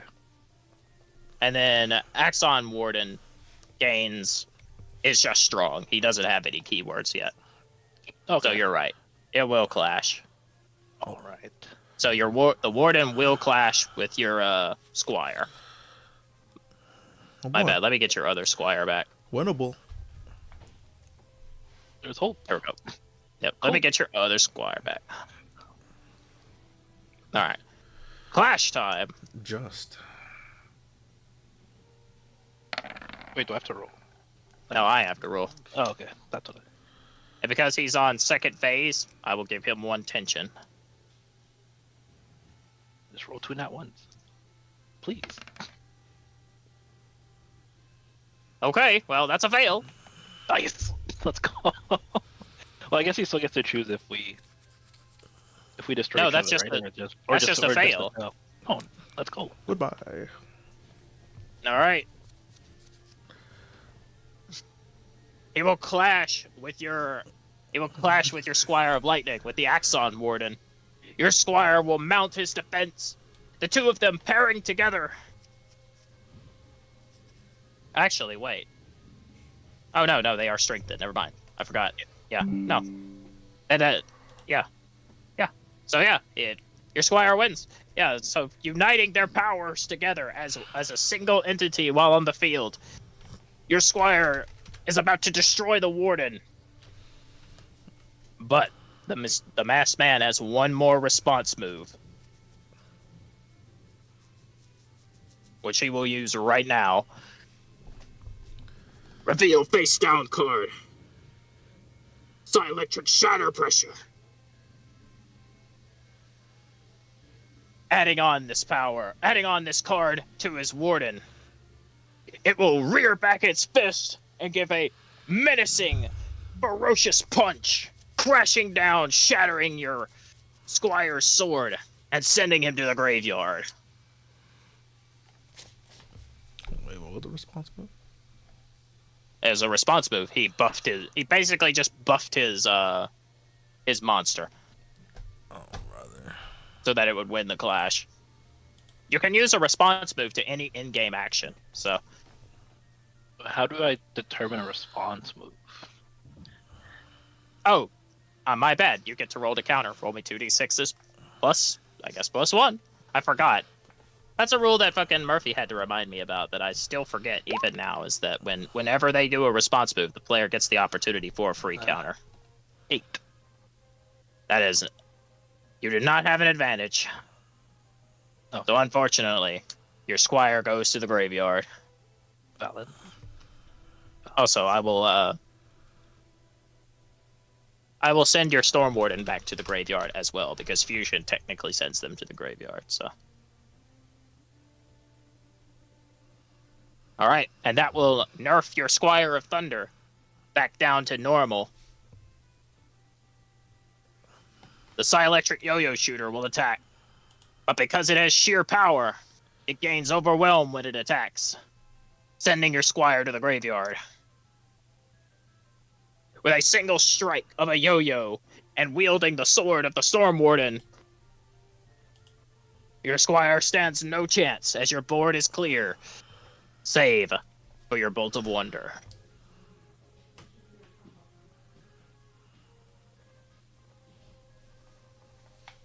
It is your turn, sir. Do you have it in you? Welcome to Perfect Draw. Welcome to Perfect Draw. Zach came back to this. That's I tried to. I told him. I said he's gotta watch Zach's duel. Can't wait to see fucking Storm Warden show up again. Oh my god, he's got a top deck his fucking ace. All right. I'd have to spend the life point to also- kind of bring it back, wouldn't I? Also, yeah, you do have to spend a life point, but remember you're back up to 3 because of your Actually, you're back up to 4 now because Bolt of Wonder has been on the field for 2 more turns. Oh yeah, I can overheal. No, you can overheal. All right, yes, I will do that. I will spend Alright. 1 life point to shuffle my graveyard back into my deck. And then I will Shufflers. spend another life point to play a staple and draw 2 cards. All instead of right. 1. You So I get guess to I'll draw 3 1 cards. for the start of my turn, yeah, and then I'll draw 2 Yep. more. He did it Hey, look. again. The masked man will. Hang on. Sorry. I mean, the masked man. Looks like this duel's about over. I hope you drew the card you needed. And then they believe you are about to lose. If you are holding your ace, you gain Now's the 1 time. advantage. Well, So go ahead. it technically didn't work before because the people around you have to believe you're about to lose, and then if you draw your ace, you gain 1 advantage. Well, your opponents believe you're about to lose, so if you're holding your ace, you gain 1 advantage you meet the criteria to gain 1 more advantage for this duel. All right. Anyway, we'll just look up at the raging storm and just say, I think it's about time we bring the storm to a crescendo, and then he'll play again. Storm Blast. Oh my god, the freaking the music. Storm Warden! Storm Warden! Just yell out. Storm Warden, come forward! Please let me die. It's also immune to any card effects. Card effects this turn, yes sir. And then since that doesn't count as, I guess, summoning a monster, I'll also, from my hand, bring back the Squire of Thunder.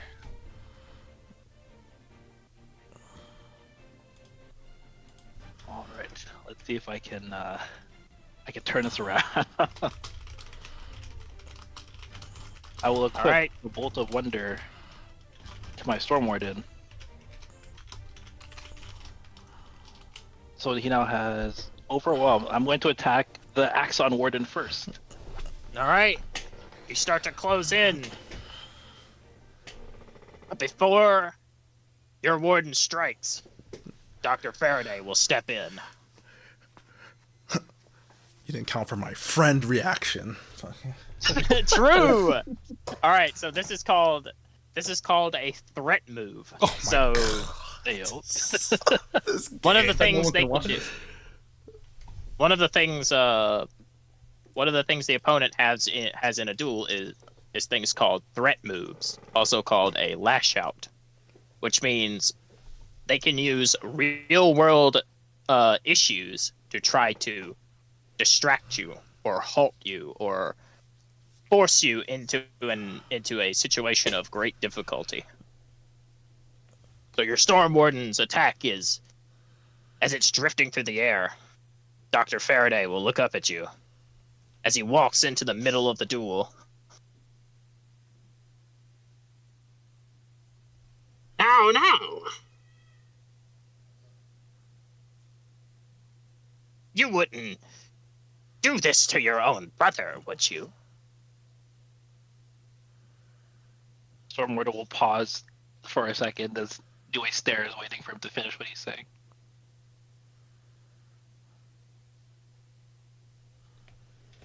If you win this duel, you might seriously hurt him.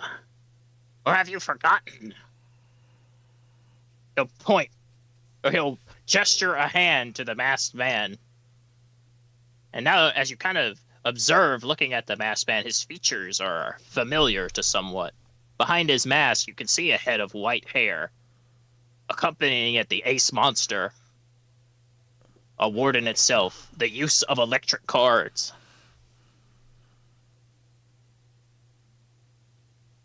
The kind of things that would only be reminiscent of Falth. So I guess I'll not necessarily shudder, but I'll pause and stare. Not I guess surprised I didn't notice the similarities before. You've always played dirty. He'll smile. Go on! Attack! Win the duel! Finish your brother! Put him in the grave, like you almost did before. No, I will pause, continue staring, and it's... I'm sorry, I'll come back for you, I promise. And with, I guess a heavy heart, Noe will stick out his hand, like Storm Warden, finish it. All right. Your Storm Warden will strike the Axon Warden. The two will clash, blade to fist. But yours will win. Splitting down the Machine Warden's arm, severing it in half.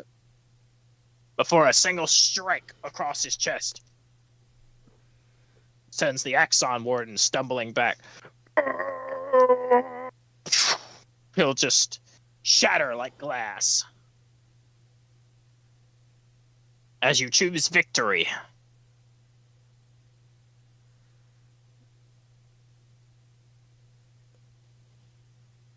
And as you defeat the secondary win con, the Psy-Electric Yo-Yo shooter will go with it.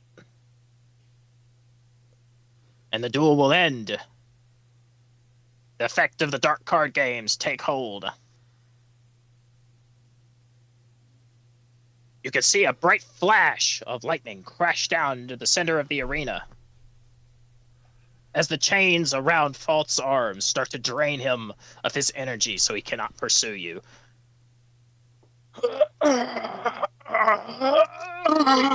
He'll fall to his knees and collapse to the ground unconscious. And you get out of there. Nue will just turn and then, I guess, start to run with tears running down his face. But I'm moving. All right, you run, getting your 2-hour head start from your alteration of the duel. Empty your hand, please, if you don't mind. Oh, all right. Empty. Yep, you flee, running as far as you can away.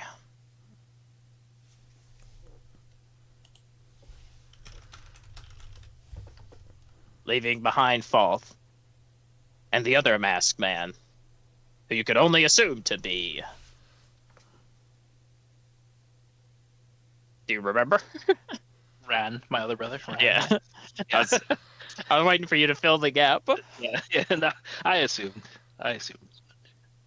As Dr. Faraday and the others will lose their memories of a couple hours past, but the last thing he will say before your card games take hold: I believe punishment is in order.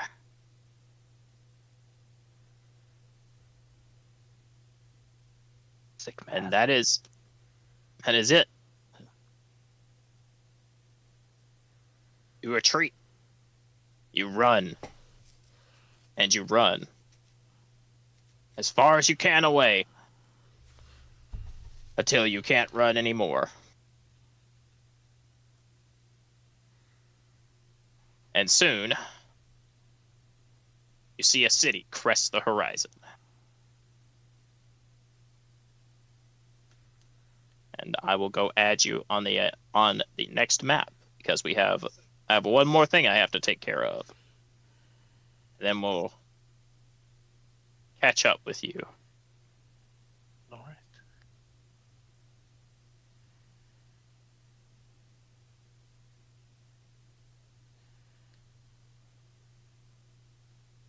I gotta keep like a perfect draw cheat sheet of things I can do in my turret open. Yeah, I might have to make something like that. It helps. Click I mean, beginning you can bring you can grab the book. Yeah, well, yeah, I'll have it open and just open to that page. Yeah, Next just keep time. the card game rules open, Yeah. because they're very brief and they're not super extensive, and all of the things you can do with advantage and stuff like that are right there. True.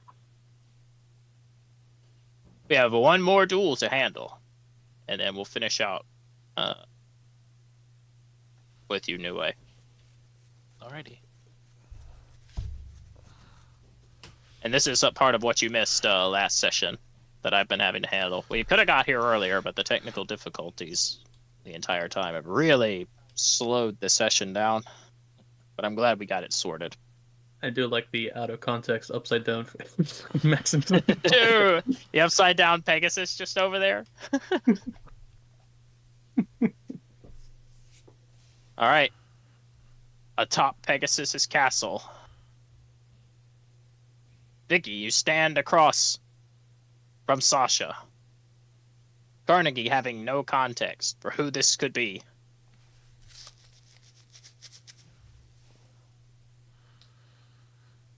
She'll look at you with a firm face.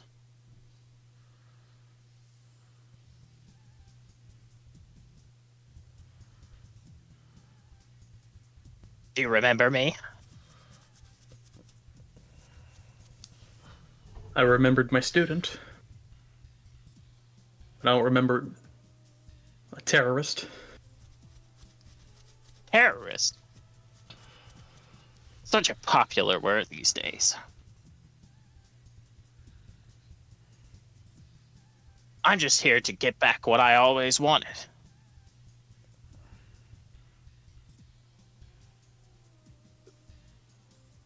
Vicky will furrow her eyes trying to figure out what she meant by that. Is it really not that obvious? Look at how low you've sunk. Groveling in the dirt for business executives. People that you're better than. You make me want to spit. Like I really have to do anything with you. But you are going to do something. You're going to duel me. And you're going to lose. You're going to prove me right. That you're nothing but a washed-up has-been.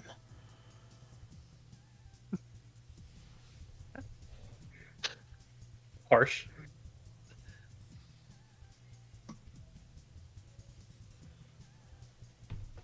She'll draw her deck, and she'll slam it into her duel disc. Now duel me. And prove that you can't reclaim your past glory.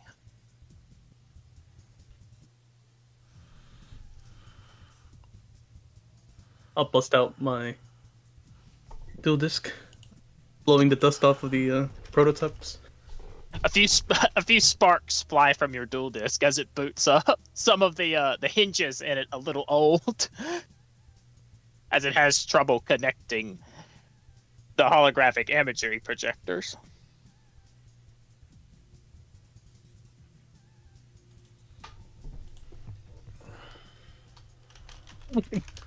Damn it! All this.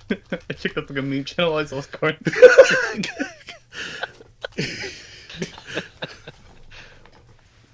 All right, Vicky, step up to the plate. One second, I'm off screen and I have all this shit on me from the fight. I gotta take off. Hey, that's your fault. Sitting drawing on your. What did you draw? I wonder how you had that. Like you drew in the popcorn and stuff. No? Can I steal it? Oh, I can't steal it. Oh yeah, I got. There you go. You can steal it for you if you want. Perfect. Also, Nue, if you want to do what Carnegie was doing, you can type. You can make like text boxes and stuff like that as well, and yap in those. Okay.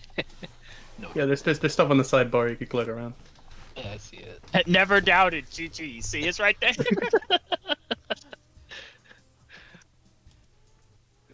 Also, you can mess around with the effects if you want. Anyway, like we have, like with Roll20, we have stuff like this. True, you could do effects. That's pretty cool. Is there lightning effects? You can use like frost or something, probably. Surprise not. I mean, actually, yeah. Okay. Yeah, you can do stuff like that if you want, Nue. Probably Just mess around. Probably more in the freaking full version or some shit. True. If you pay for premium, you get a lot more. There's like 120 of them or something.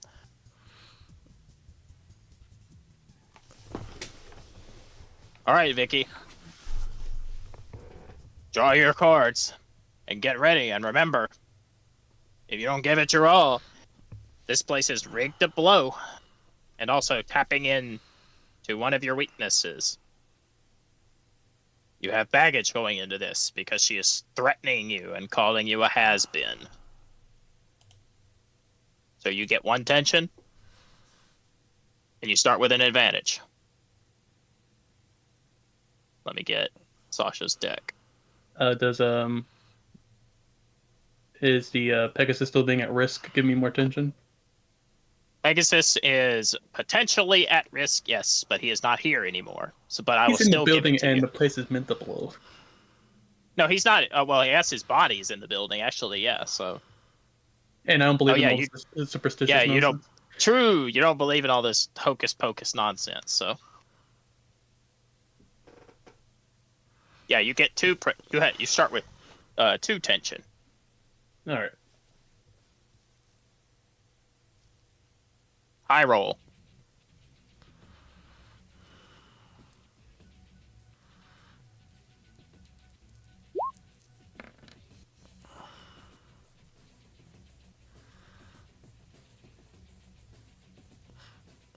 Easy. All right, Vicky, you go first. All right. I start with 2, right? Yes. All right. You Drawing can draw 2. 2 cards. Yep, draw 2 and add them to your hand.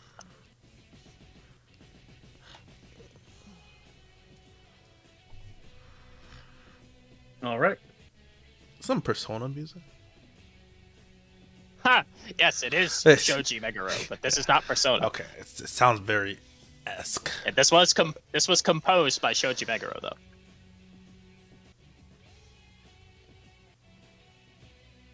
If you like it though, it's called Hunting Betrayed. Very fitting song for this duel. I won't need my old team to wipe the floor with you. I'll say before playing sticky tape again. Sticky tongue. No, no, not Damn it. Zaxby's. Damn, my shit's fucking buggy. Fucking advertisement. Just ads coming out of your dual disc. That's a new, marketing tactic. We're just gonna have ads in this dual disc. All right, you summon Sticky Tongue.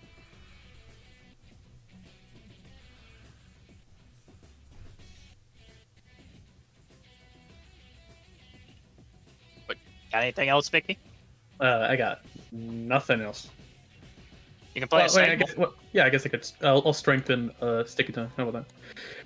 All right, give him Overwhelm. I'll use Star Student on him. Overwhelm him. All right. I'll show you why you're going to lose this duel. Because you're predictable. I draw. Oh, sorry. Was I supposed to draw again at the beginning of that turn? No, not on first turn. Okay, just making sure. I play this card. Harken Hawk, IC Resonator. A large metal tower will form behind Vicky. Well, not. My brain, it's broken! A large metal tower will form behind Sasha and start to emit waves. Pulsing beams, almost like radio waves that are emitting a sonorous effect.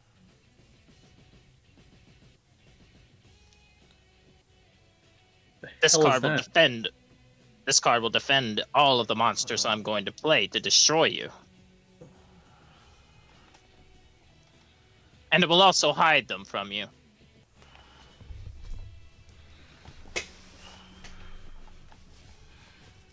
But I'm not done yet. I play this card. Harkenhawk. I see Steel Toe. A large metal bird will appear from the sky, crashing down into the center of the arena. And thanks to my tower, you can't target it. But that's not all. Steel Toe has an additional effect. Steel Toe, destroy that sticky tongue. Get it out of my sight. And she will activate it. Its wings will expand. And it will throw a barrage of metal feathers that will strike your sticky tongue, destroying it and sending it to the graveyard. Unless you wish to stop it. I'll try. Oh, you're gonna use your advantage this early? Yeah. Okay. 2d6. Also, I like the Lumi just kind of hiding on. Like I saw I tried to move you more into the frame because I thought you were stuck, but then you just scooted back. Yeah, roll me 2d6s plus 2.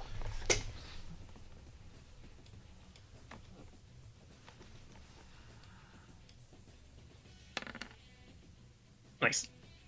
More than enough. You negate the activation of Steel Toe's effect. Playing a card from your hand.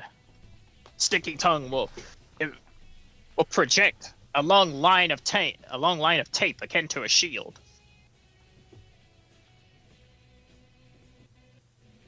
Seems like you wasted a pretty good card just to stop a mediocre effect.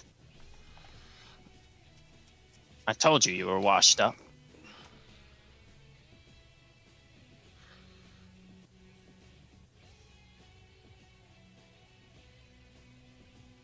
She'll shrug. Your turn. All right. I draw a card.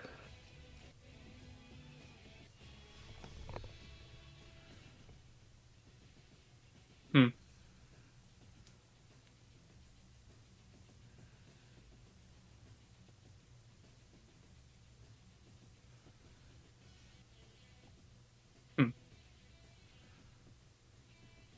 One second. It's just kind of stuck over my icon. I don't even know how that's working. What is stuck over your icon? The card I drew. Oh, I can't see it. Here, let me try this.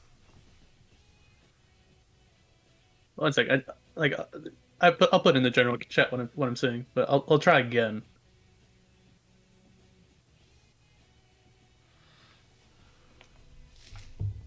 Oh, why is everything so broken today?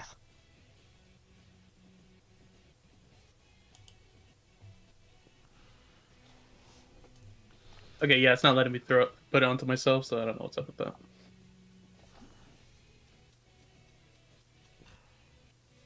Unless maybe No, that's not it. Oh. Here, let me try this. Is it gone? Or is it still there? No, just the card in my hand's gone now. Oh. I mean, I don't know what to do about that. Can you try? Let me try refreshing. Yeah. About that. Like, there's nothing really I can do about that if it's only happening on your end. Perfect draw. Is it still doing it? 1 second. It's got the whole roll 20 takes a second to go in. All right, yeah, because I didn't buy premium, so we get ads. All right, I am back in. All right, is it still there? No, I haven't. My hand's empty now, so I gotta. What card was in your hand? Tic tac check. Oh, sorry, tactic check. Okay. And here, let me reshuffle your deck. I'll try drawing and see if it works now. All right, that worked. All right, just a refresh. Yeah, it could have been me. All right. Note to self: make an item that just does everything I want. It's like true. That's what they're there for. That's literally why they're in the game. Oh, this guy has Piercer 3. He's overwhelmed. He heals 5 HP every turn. Like, okay, yeah. Yeah, I mean, yeah, I'll make some cards that do that, yeah. All right. It's time to snip you at the roots. And I'll play Scissorant. Okay.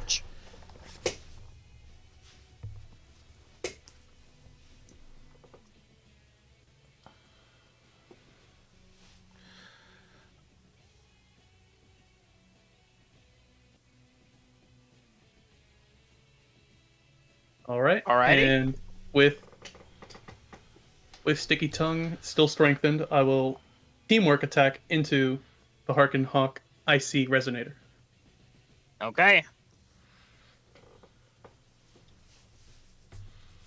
You attack the resonator. Your strengthen has worn off, though. It has not worn off. It's a staple, though. It only lasts one turn. Staples last. I checked it in the book. It says it lasts ever. Oh, it is just a permanent strengthen? Yep. I could post it if you want. No, you don't have to. I trust you. I thought staples were like, nah, it's just a one-time thing. But all right, that's kind of broken. At the bottom, it just says, unless stated otherwise, this is permanent. Okay, fair enough. You attack the resonator. Response. You will use a response move to that. Go ahead, roll me counter. Give me 2d6 plus tension. Is my tension still 2, or does it go down? No, it doesn't go down. Your tension stays permanent throughout the entire duel. Making sure it's not a currency. Yeah, no, it's not a currency. Only advantage is a currency. Ooh. All right. You negate a response move.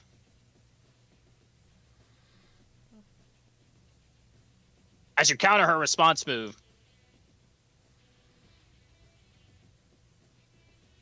her resonator will be instantly destroyed, sending it to the graveyard. All right. Easy phase 2 for Vicky.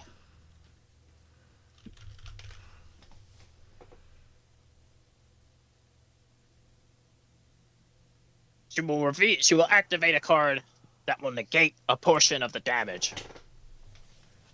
reducing her life points down to 1, threading the line of death. And suddenly, she'll keel over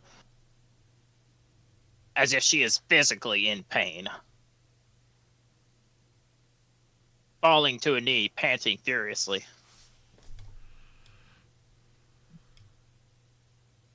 Not bad.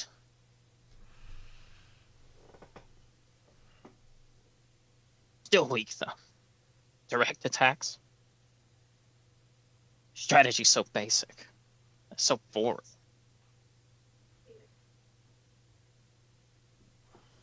She'll stand up as she kind of clutches her chest a little bit. Let me ask you something, Vicky. Or is it Teach? I like Teach. I'll keep that one. Do you still like this game? Of course I do. Is that why you're trying to end the duel so quickly?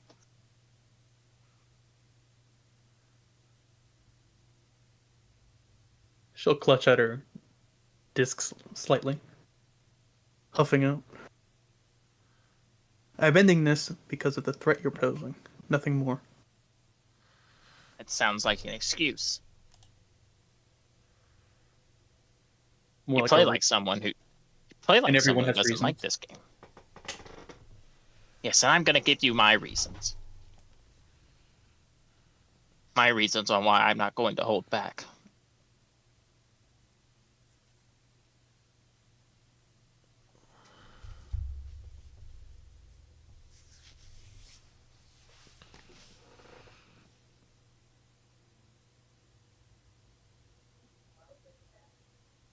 I'm going to give you my reason on why I'm going to win this duel.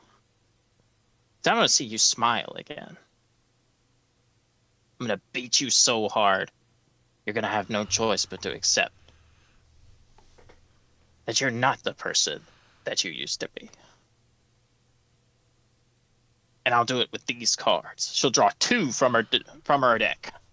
I have a question for you real quick. Yes. Did the attack end my turn?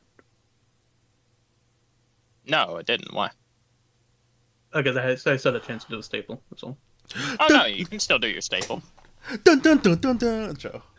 I'm gonna give a W2 form to the hawk to silence it. Okay. All right, you silence it.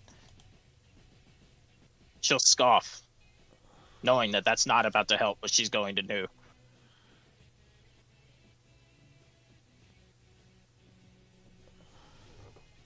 I play this card.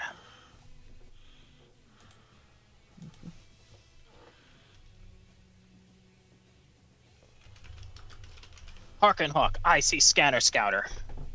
Shit. Huh? I was reading it and I said shit. Now I summon. That allows me to play another card. Harken Hawk, I see Militech.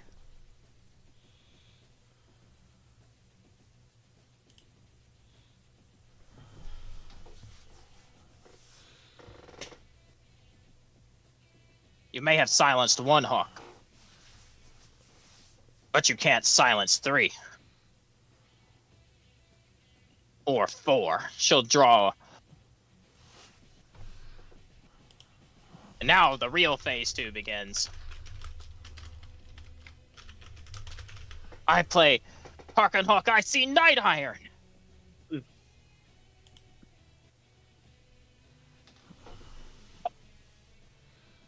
You She certainly picked up fuses a it. thing with wings since I left. The wings of freedom. She'll fuse Harken Hawk Night Iron with Steel Toe. merging their effects. Night Iron will become strong with Overwhelm and gain the activation keyword from Steel Toe. You may have silenced Steel Toe, but it is not Steel Toe anymore. It is Night Iron.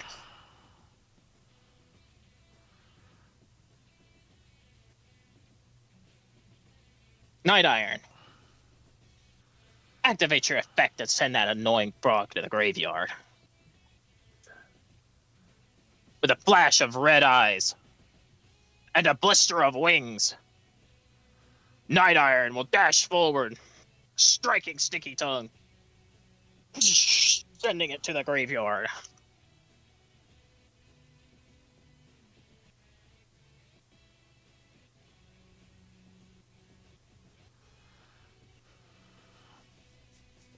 And now,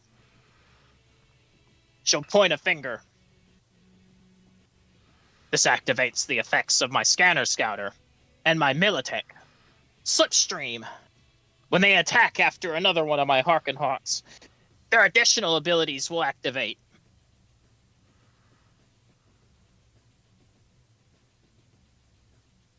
Scanner Scouter will attack you, removing Piercer 3 from your scissors. Even if it's destroyed, your keywords will be gone. This is phase 2. I will give her 1 tension.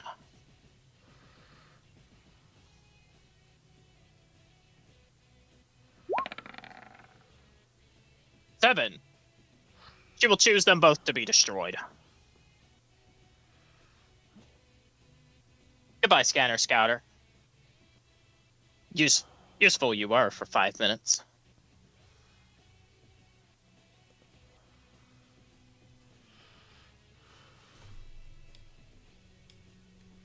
Now, Militech. Attack her life points directly. The hawk will dash forward, coming down on you, scratching at you, slashing across your dual disc, and decreasing your life points. You lose 1 life point, Vicky.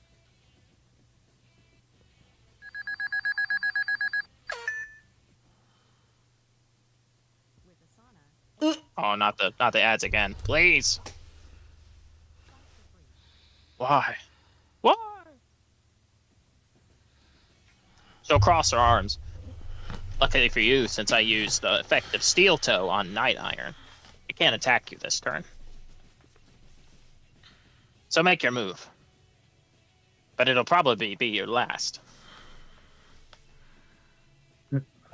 For someone praising the wings of freedom, you certainly like to use my history as a ball and chain. Maybe once you accept your history, it'll be the wings to set you free. I'll draw a card.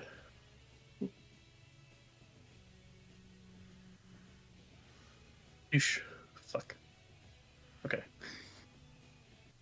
She'll look at you determinedly. Maybe if you accept your weakness, she'll hold up the detonator. I can throw this away.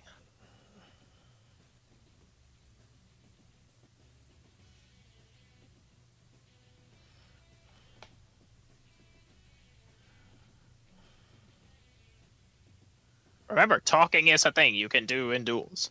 Sure, I'm just thinking of my choices right now. Sorry. I'm a little right now. It's alright. Perfect draw. Alright. Toy like top decking his ace like 3 times. Necessary. Alright. She said that my turn's gonna be my last, right? Well, that's what she thinks. She thinks Yeah, this is gonna I be play your last Stapler. turn. Stapler. I drew it. Stapler! Drawing my ace. You gain an advantage!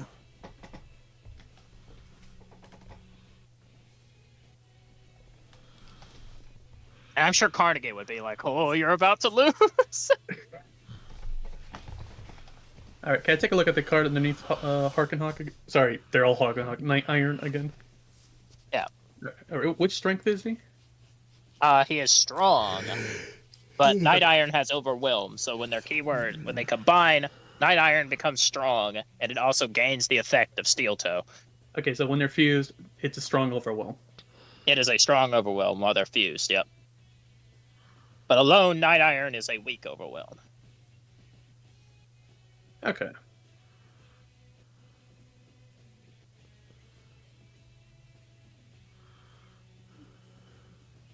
Okay, so when his activate ability can destroy any card. Just to clarify. Yes. Sorry, I don't have it. I have to constantly ask because it's not on screen. I'm sorry. You're fine. Here, here's what I'll do. I'll put Steel Toe up here in like the Magicka trap card zone, and I'll just put it above Night Iron. That's fair. Okay, because right now I'm trying to debate what I can do here. Yeah, it is an activate ability, which means she can't play a simple action, or she cannot do a simple play on her turn if she uses Steel Toe's ability. All right.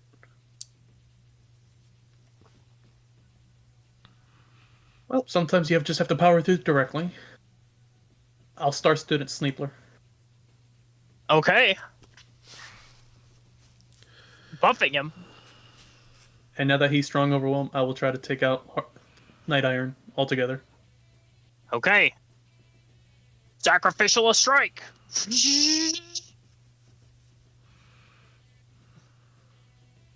She'll grit her teeth. You know I'm not just going to let you do that. No, but you're gonna let me. All right. Roll response. 2d6 plus tension, or roll to counter, I guess. As she tries to stop you.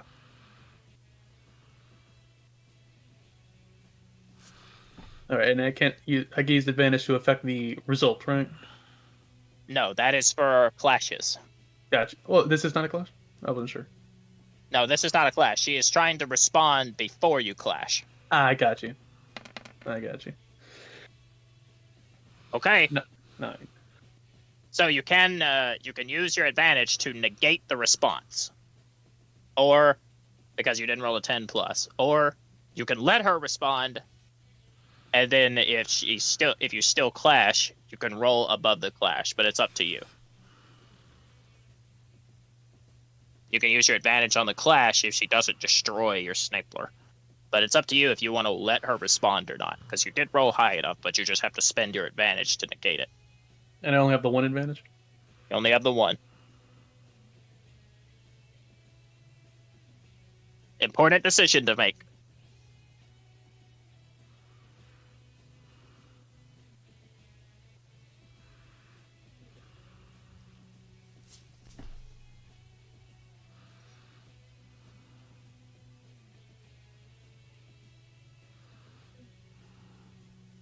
What are possible results of a response, just to clarify? Whatever I decide it's going to be. Fair. It can be as mundane as nothing happens, or as impactful as your card goes to the graveyard. It's really just a whatever the GM feels like kind of thing. But I have a method to the madness here, so I think you would be surprised.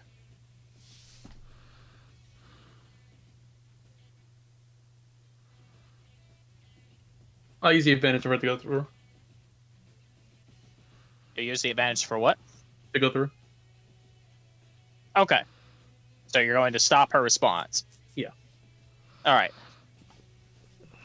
You negate the response, revealing another card to counter her. She'll look at you as you stop it. As you stop her. You really do hate this game.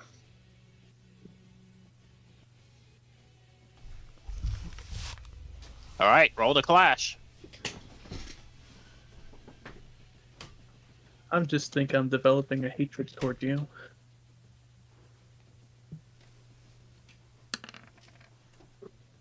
Okay. All right, you can choose them both to be destroyed, or you can choose them both to survive. Self-destroyed. I can't do anything on the field if that thing's out. All right. You send Night Iron to the graveyard. The mutually assured destruction as Sasha shields herself from the blast.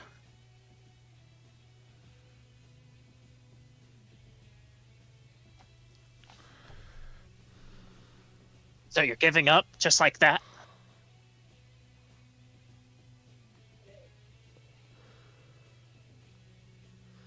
You know there wasn't any other way around that.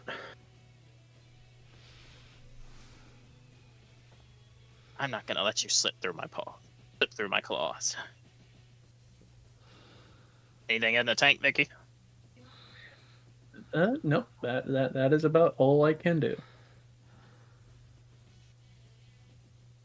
I think. Unless I'm missing something about it. Draw a card, play a card, play an invocation or a staple. Yeah, I strengthened Snipler. All right. Brace for impact, is that an option? You could brace, yeah. I summon this card.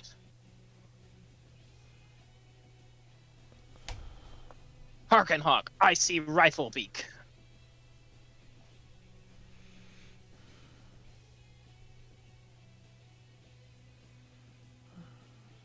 I hope these wings grant you freedom.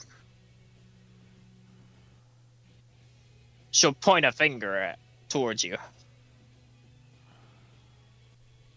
I hope this duel is your wake-up call. Militech! Attack her life points directly. Oh no. The bird will once again strike you. And now Slipstream will take effect.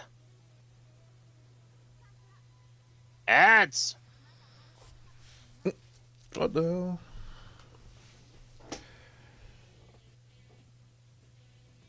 Rifle beak! Put her away. The large hummingbird with a sniper rifle face will fire a single shot. Will pierce your chest. Dropping your life points down to 0. The first player to lose a duel.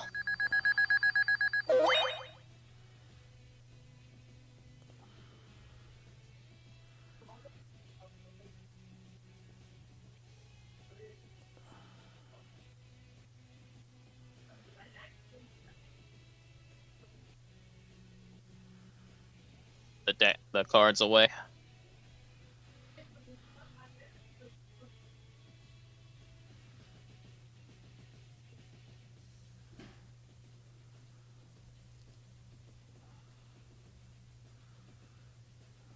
As your life points fall to 0, Vicky, nothing happens to you. The duel ends, and the helicopter containing the card that they claim has all of Pegasus's knowledge in it is long gone, yet Sasha still stands there, and you stand there. And you stand across from her.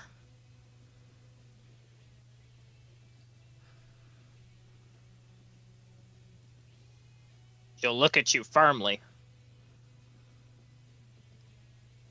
Feel any different yet? I feel like my same miserable self. You bullied a retiree. Happy? No.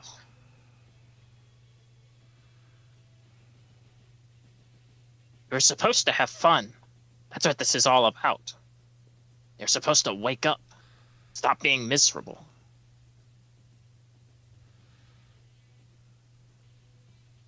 I don't know. I don't tend to be in a very lethal mood when I'm about to be blown to smithereens. Right. Or when my boss goes into a coma. All a part of the process. Sometimes you just have to trust. Carnegie. I was just adjusting him because his token was a little bit big. Hand on hip, just looking.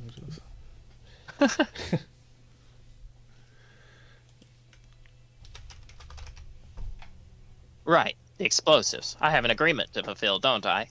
She'll pull the detonator out, place it, and flip open the safety.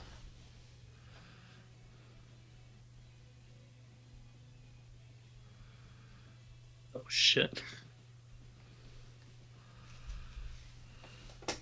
Hope you wake up soon. Hope you find the wings to freedom like I did. Otherwise, I'll be back much sooner than you think. And I'm going to put you in the dirt again and again. She'll flick the trigger. And with the grace of a bird, leap off the end of the castle, free falling down into the jungles below. Fall damage. Okay, we gotta get the fuck out of here. Before a wingsuit disperses as she flies away, whoosh, disappearing. And as you and Carnegie start running, waiting for explosives to go off, they never come. The two of you sprint out of Pegasus's castle, ending up on the stairs before you look up, Vicky, seeing fireworks. The two of you staring up at the sky.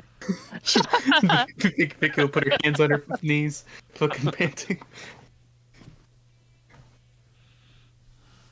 The fireworks form the rough formation of a bird.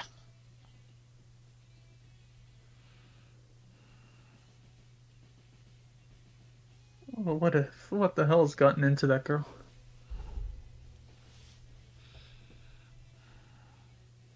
Thanks, Carnegie. I agree. You're welcome. And the two of you... I'll go back and grab the contract for his fucking game. True. Dude, you grab start call medevac or something for fucking Pegasus. True. Yeah. You call forth, I guess just call Domino City Hospital. They get Pegasus airlifted out. You grab the contract for Carnegie. And Croquet was stabbed. He was stabbed.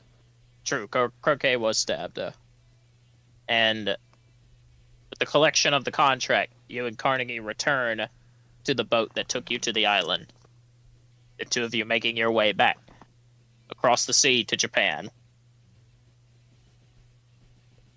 And we'll finish up the session.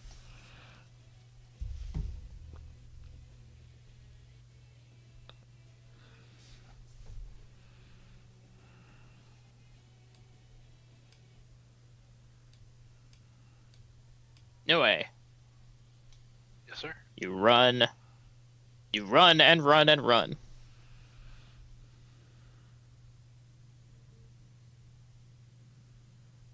Arriving. Actually, wrong map. Here, let me grab Man, it's still playing Smite 2. My god. He's gonna be in so much trouble. I hope you bring it up to him, since I know you talk to him sometimes. Yeah, because if I don't get it depends. Because like I come to work at 3:30 and he leaves at 3:30, and I'm not a very timely person, so I may or may not see him. All right. Well, just if you ever catch him, please bring it up that like you can't he can't be doing this. Yeah. I'm not going through this again like I did with Gage. Like if he misses, I will give him 3 sessions. If he misses 3 sessions, maybe even 2, depending on what kind of mood I'm in, because I'm sick and I'm already under the weather, so I'm extra cranky. But if he misses a session or another session or more, I'm just going to axe him from the campaign and just move on. Man got sucked into a fucking card. True. Sure, I'll take that car. Anyway, run. As the city draws near, sky starts to darken. By the time you make it into the city limits, you find a mess of a scene stumbling across the strange sight set before you. Something approaching. Storm. Oh boy. Before you meet Lumi, I have one thing to do. You're about to meet some characters, sir. Oh,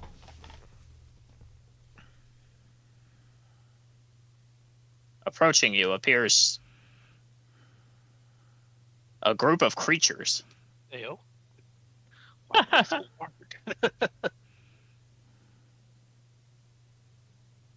Walking towards you from the darkness of the city streets.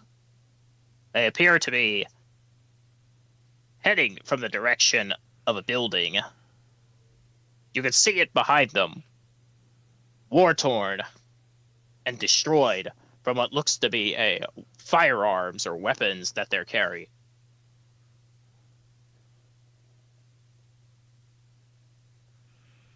The tall one will stop in front of you. What are you looking at, meat? I'll just stare up in surprise. Just, I've never seen anyone like this. Staring at them, confused. So what in the heavens they are? And you will continue to not see. He will. A little device will pop up on his wrist, and he'll tap a few buttons in it. And him and his collection of soldiers will disappear, turning invisible.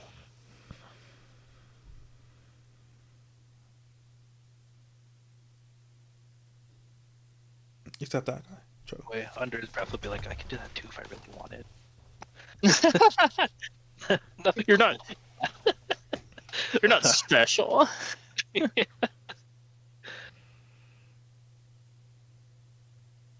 And you keep walking, heading up the street.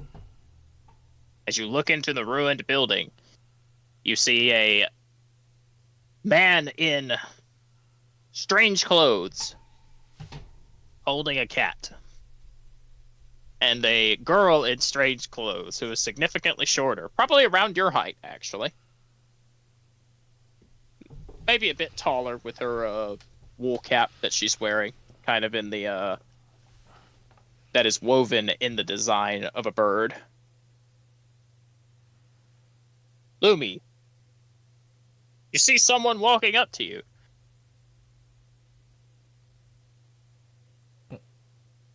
A young man with a strange aura. The occasional flicker of electricity that reads through his form.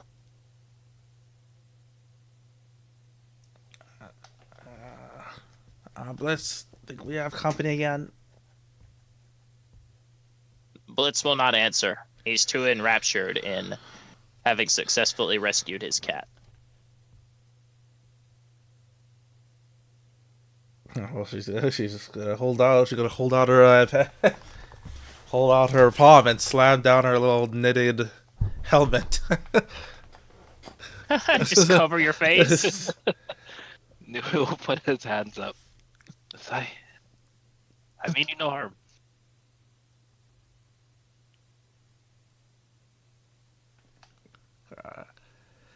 Okay. Who are you? Give you a fake name. Yeah, I'm Joe. I'll give you one of my brother's names. I'm Rand. And who am I? From who? No, not.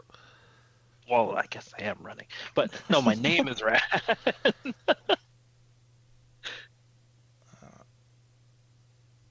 All right.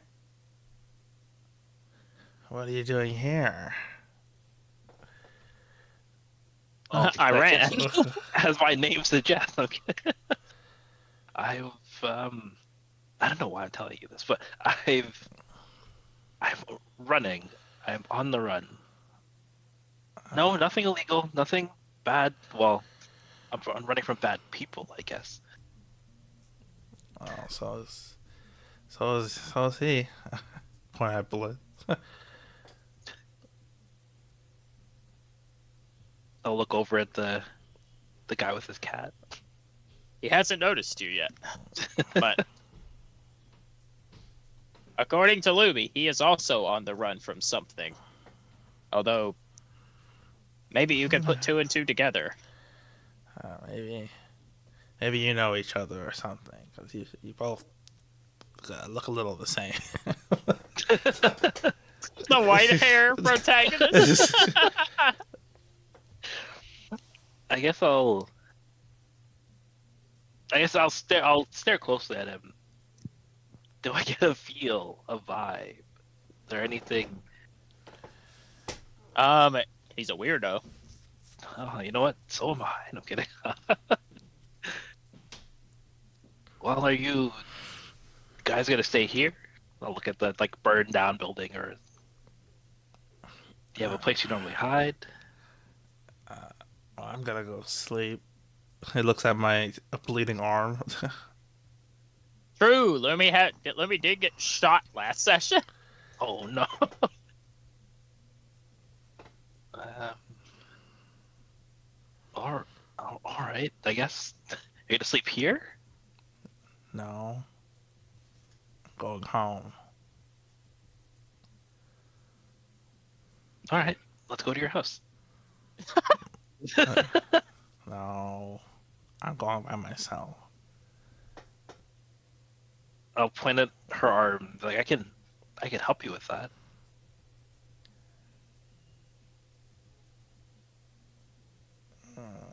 I don't know, Lumi. Baba could also help you with that. True. That's why I was I think I'm okay. Strangers and all. Especially, you know. True. You had your fair share of strangers today. Valid enough. First it was meeting this weirdo in a crater.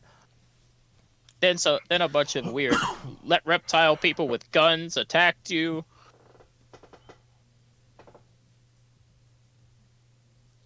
I wish you luck on your running. And I'm tired. you watched a strange girl in her baggy clothes that cover every inch of her body. She kind of steps down the stairs from the building and absent-mindedly drifts off, walking alone. Lumi, I will just say, you make it home. Fogging. Leaving you alone with the strange man and his cat. As Lumi slips off without him even noticing. The two of you left to figure out what in the hell you're going to do now that you've reached civilization. Truly.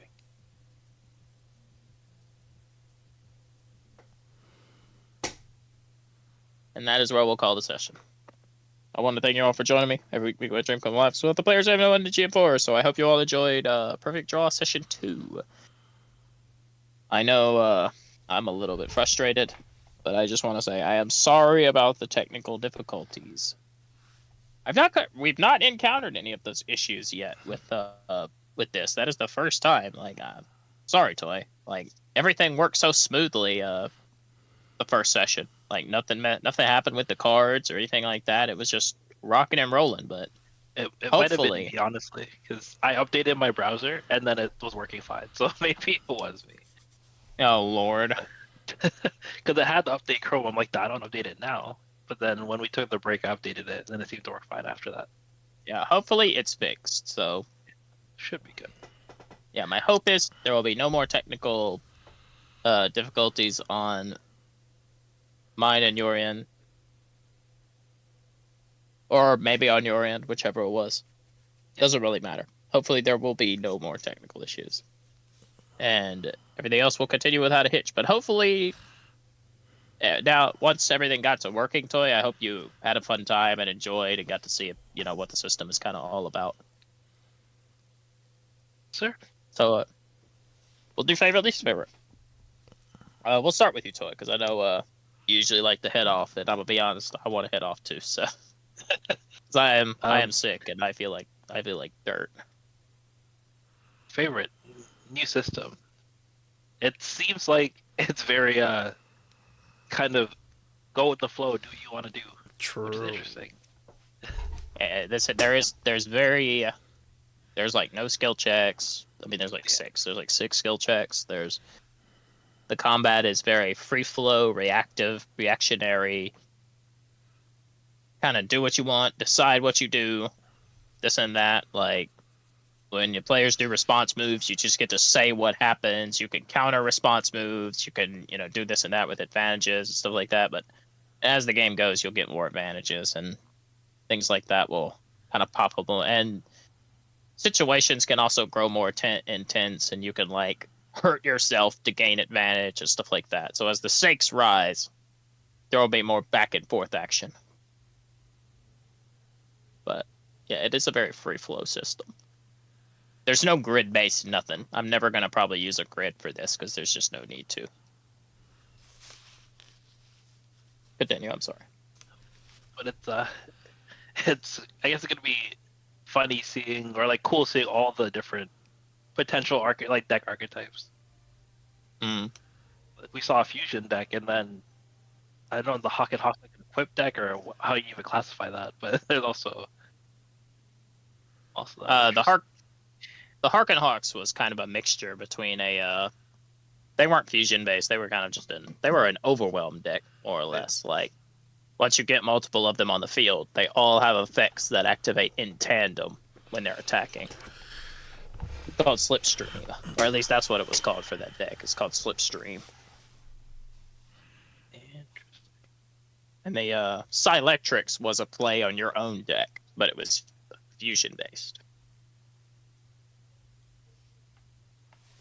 Did not clue in at first. I'm like, this is similar, but and then once you played the Warden, I'm like, hey, what's that guy do? Yeah, like, what's that guy do over there?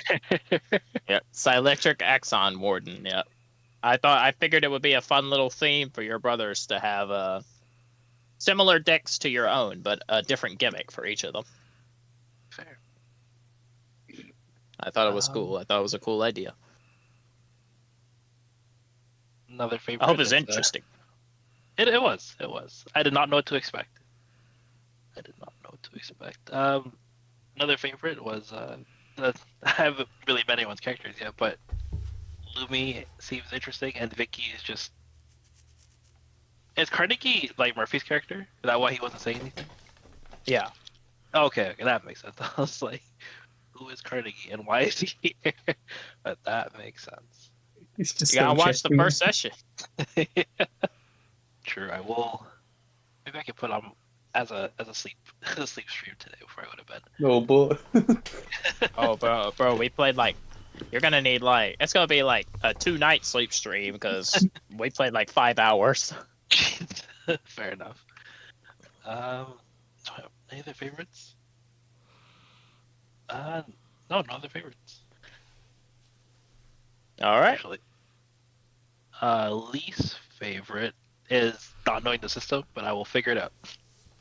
Yeah, we'll get there. Everybody else has had a little bit of a head start because I did a one-shot with Kai and Murphy, and I did a short little one-shot with Ivy that was like 2 hours because he wanted to know how the rules worked and get a practice duel in.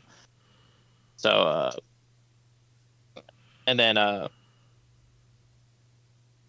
Zach, I did the last hour or so of the session was a duel for him, so he got to practice a little bit. But I kind of threw you into it.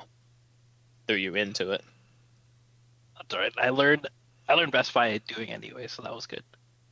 Good practice.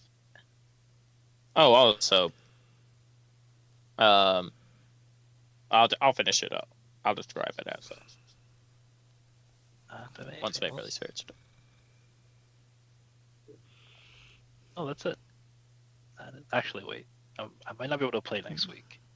Oh, Now that I think about it, Oh my god, what is happening? we are. Well, yeah, I'm celebrating. Oh yeah, I'm not. It's my Hell yeah, Theo's birthday. I'm not gonna be there. Either. Yeah. I'm going to that. Oh. So. Yeah, so yeah, so it's Theo's birthday technically tomorrow, but we're celebrating it next Saturday. Oh, I'm going to that too, Judge. we'll just have the we'll just have the session there. Bro, I don't Right, even it's have a first passport. Come to Canada. The borders are open-ish. I'll just hop the fence. Is that the slogan? Is that the slogan for Canada? The borders are open. Open-ish. Yep, correct. All right. Well, thank you, sir. I guess next week is canceled, so I've got plenty of time to work on some extra decks, and also, Toy. The decks you play against will change as the campaign goes. I've already told everyone else that. So, and very well for anybody whose decks are related to your character. So, if you duel against one of your brother's decks, they will change. Like next time you duel Falth, if you duel Falth, there are ways you can like try to talk them out of dueling you. That's a friendship roll. -1. True. No friendship characters except Vicky, kinda. But friendship, it's a good stat. But everybody here, well, not everybody, but like we got 2 people here who want to be the main character.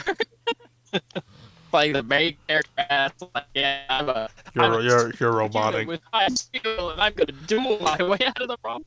Oh, Yes, whatever you said. Yes. my God, F. Whatever. Anyway, But yeah, I got the 2 friendship. I was just making fun. True. I was just making fun. And I have like negative passion. teasing. With Sakatoy or like. Am I still roboting? A little bit. A little bit. But you asking was perfectly clear, so I really don't know how it works. Well, you know.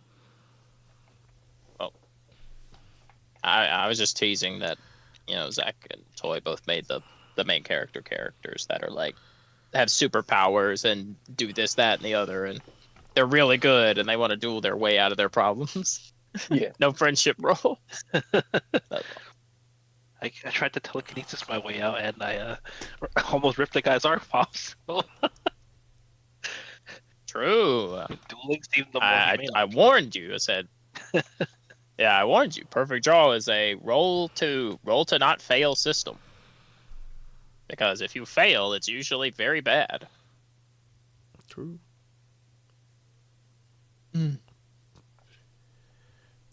But I let you find that out. I let you find that out firsthand. So True. And also, you can see from Vicky's perspective, rolling badly in a duel means that sometimes you just do lose sometimes. 100% fair though. I was rolling hot like half of it. True. Like only the roll of where it mattered did it not. Yeah. I mean, sometimes, sometimes you just don't win duels. It's just how it is. Like, this game is not meant to be, oh my god, you lost the duel, now your character's dead. Like, that's not really how this game is meant to be. Like, my character's, at least the mentor, the whole subclass is meant to lose, Yeah. But, like, Vicky as a character is always going to play to win, but ultimately losing is like just a part of the mentor. It's just something that they can build around if they want to. If I was playing to win, I would be using a fucking real team. True. I'm using fucking office supplies. Huge fan of the office supplies. Those are funny. Thank you. Maybe next time you'll see Did more you of find the them. art online, or did you draw that yourself? No, I found that online. It just took a lot of digging for it, and I'm like, oh, this works Fair. perfect. All I'll right, have more to throw Ivy, in there. favorite, least favorite. Uh, I guess I'll start with least favorite. It's really hard to really work out how to play a card onto the field like if you center it around teamwork and you have like a one card situation. If I don't draw the follow up card, I'm gonna end up in the situation where every single time I put a card down, you can activate to destroy it. So I found myself in a rock and a hard place where I'm like, okay, well if I don't go all in right now to take out the iron guy, I forgot his name, the one who Steel can toe. activate Steel Toe.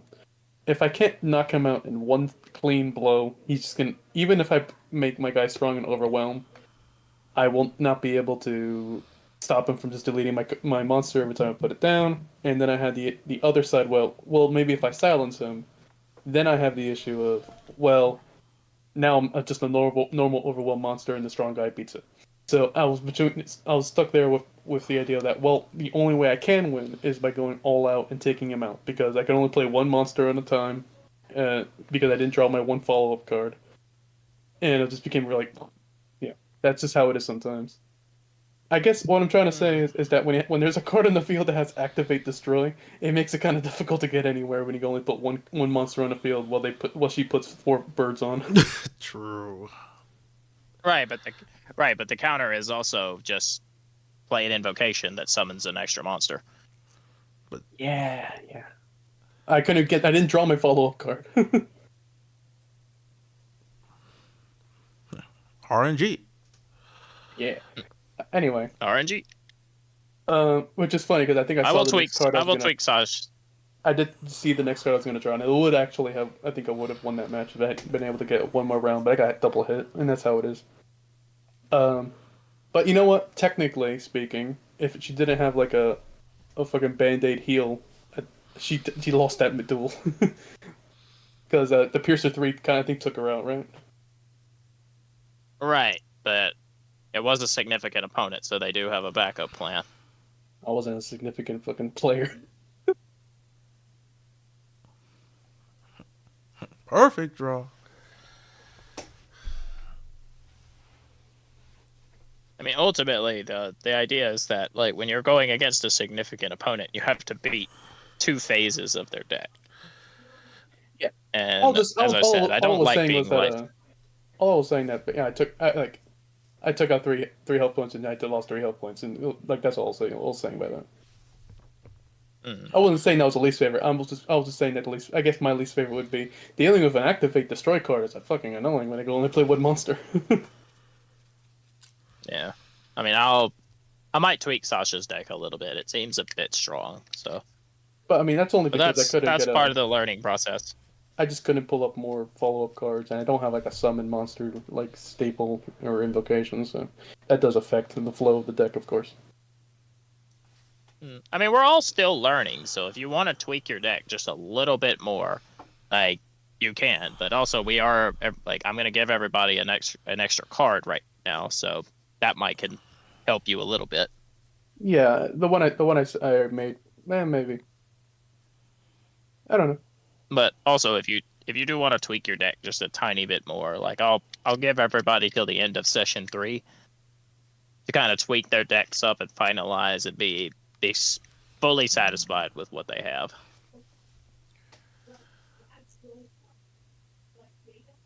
But anyway, I'm probably gonna take else, when we level up. I'm probably gonna take the jobber, and then I can lose, and then we'll be on purpose. Because that's just what the mentor can well, do. I don't. Because I can lose now, and then Well, I don't want you to. I don't want you to lose all the time. Like I wanted this duel to be more of an important situation. I think No, that's kind of a saying is mentor's thing, kind of. Yeah, like that's what I mean. Like mentor's thing. Like if I lose, well, okay, well, it's all part of the plan. It's part of the method. Oh, Dumbledore's got to lose some rounds so Harry can get some licks in this. All right. Anything else? Favorites. Was fun seeing Toy. We get basically the same fucking the fucking graph of we're we're winning, we're losing, back and forth. Very funny. Storm Yeah. Warden's out. Oh no, he's A dead. couple- Oh no, he's back. Storm Warden getting pummeled every fucking round, still winning in the end. It's like, damn, stay in the graveyard. Dude top decked his ace 3 times. Like, Mm-hmm. Yo, mega counter of just taking over his monster would probably just be. It's not in a graveyard. It's Yeah. just, you just have control of his monster. Just like that would be. yeah, I didn't want to Yeah. do that again though because I did that for General Quebec. So I made oh my god, I keep forgetting his fucking name even though I wrote it down. I made Fault's game plan more about like, oh, he fuses one of his monsters with yours, but it still sends it to the graveyard because that's how fusion works, at least in Yu-Gi-Oh. So he could just summon Storm Warden again after I did that. it's like, yes, I got rid of it again. It's like, except you did it because I top decked my ace. Good card. Good card. Look on, Ivy. But yeah, I didn't. That was very fun seeing Toy's whole plan work out. Glad I got everything. I was just imagining the whole fight. He never fucking drew Storm Warden. True. If it just like chilling in the bottom of his deck, it's like, where is? It's like, if both of his ace and his Storm Warden were like at the bottom of his deck, were the last 2 cards out of his like draw 3 opener, with like using a life point and drawing a single card from his deck. If his like 2 most important cards, like his ace and his Storm Warden, are at the bottom of his deck, he's just so screwed. Yeah. And also that poor man's hand, he fucking broke.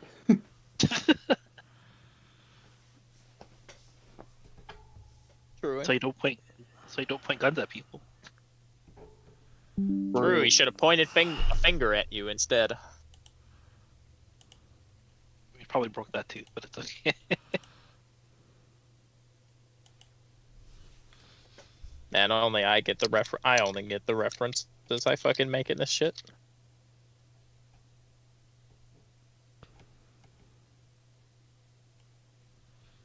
Anything else, Ivy? I did not have anything else. All right, Mr. Kai, favorite, least favorite. I know it was a kind of a movie for you, but it probably wouldn't have been as bad if I didn't have so many technical difficulties. I'm sorry about that. Well, yeah, favorites. Well, you know, well, good old Killua over there. Got to. It was funny seeing the freaking passionate duelist turning on and off. Just the song turning because Storm Warden is on the field and dying. That was funny.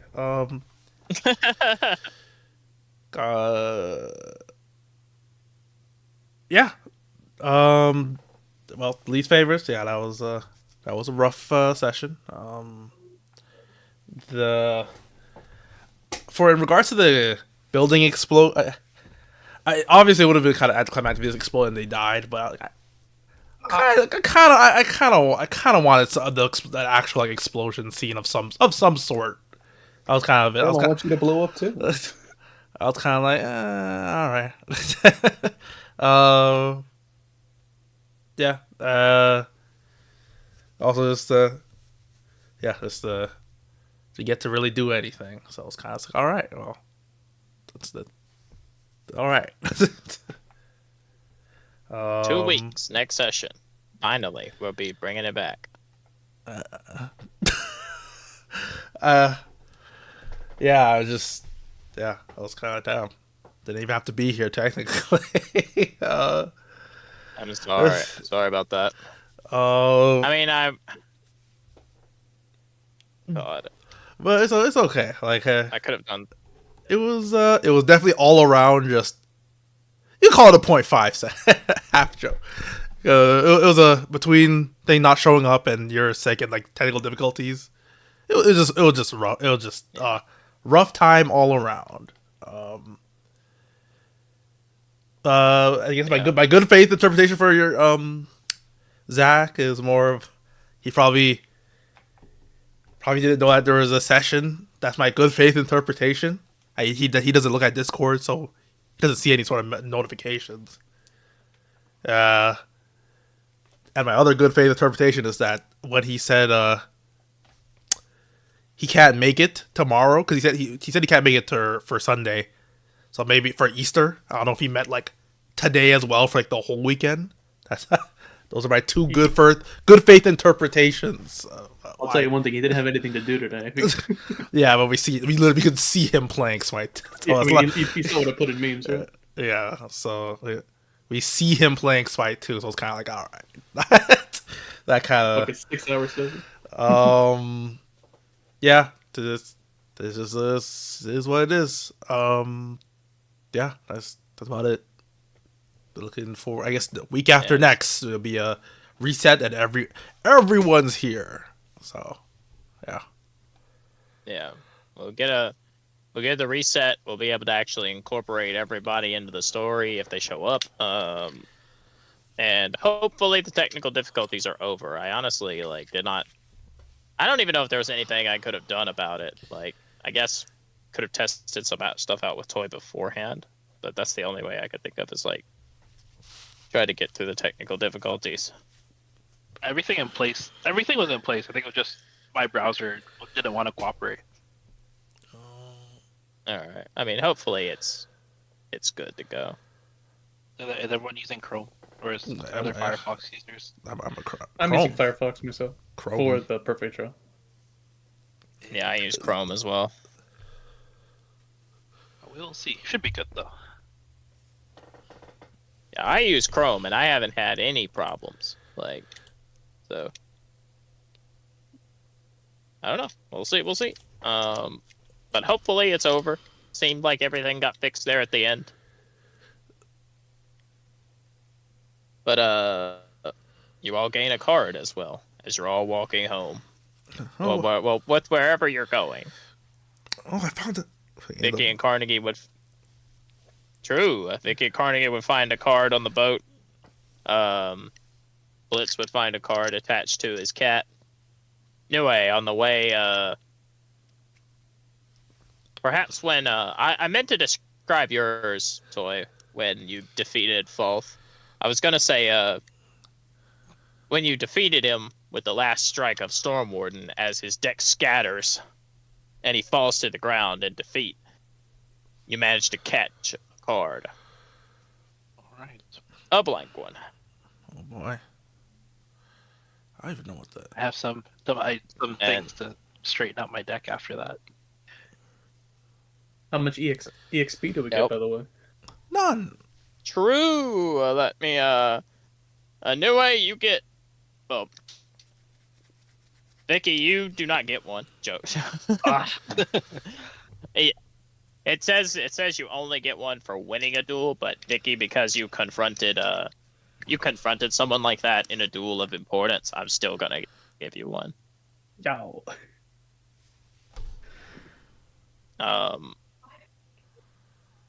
Carnegie will not be getting one though. Joke. I might give him one still, just so he's even. I know Zach ain't getting shit because he got his last week.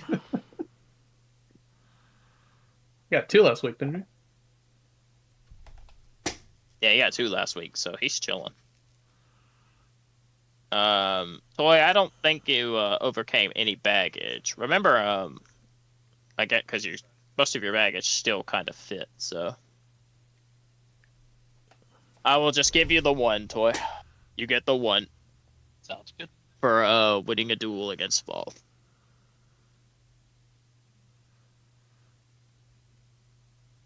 Alright. Yeah. Alright, I'll do my favorites. I guess Okay. my favorite. We sorted out. Do I get movie watching EXP? Oh, I wish, brother. Hey, you know what? I'll just make it so everybody's at 2. Go ahead. You get an A. You know, you actually showed up to the session. So go. You know what, Kai? You can have one. Hooray.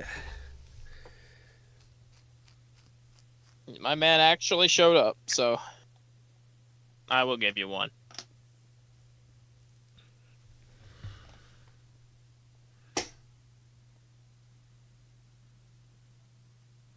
But my favorite technical difficulties are sorted. Hopefully, finally, for the last time.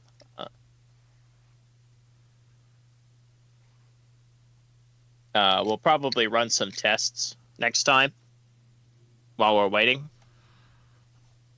before the session begins. When you join, we'll run some tests so that way we don't get caught out like this again. Sounds good. Now that I know that this does have a risk of happening, I will probably give you some cards, you'll play some cards, etc., and we'll see if there's any technical difficulties before the session actually begins. Favorite? I like False deck. I thought it was cool.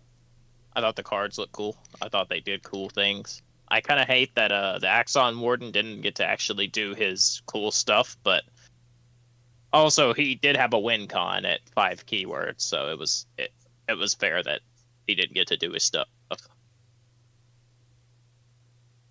I like Sasha's deck. Might need a few tweaks in balance, though. It is a bit stronger than I intended it being. But also Vicky's deck is strong, so it's hard to balance around Vicky's deck because it's like, all right, I just one-shot you. Hey, I mean, you're not Like, inaccurate alright. when you say I don't want to duel. She's just like, we'll get this over with. Yeah. Like, it's hard to balance an encounter around Vicky's deck because the fucking Piercer 3, like, I just one-shot you, take all your life points. Don't forget the jump Omega sniper. level teamwork.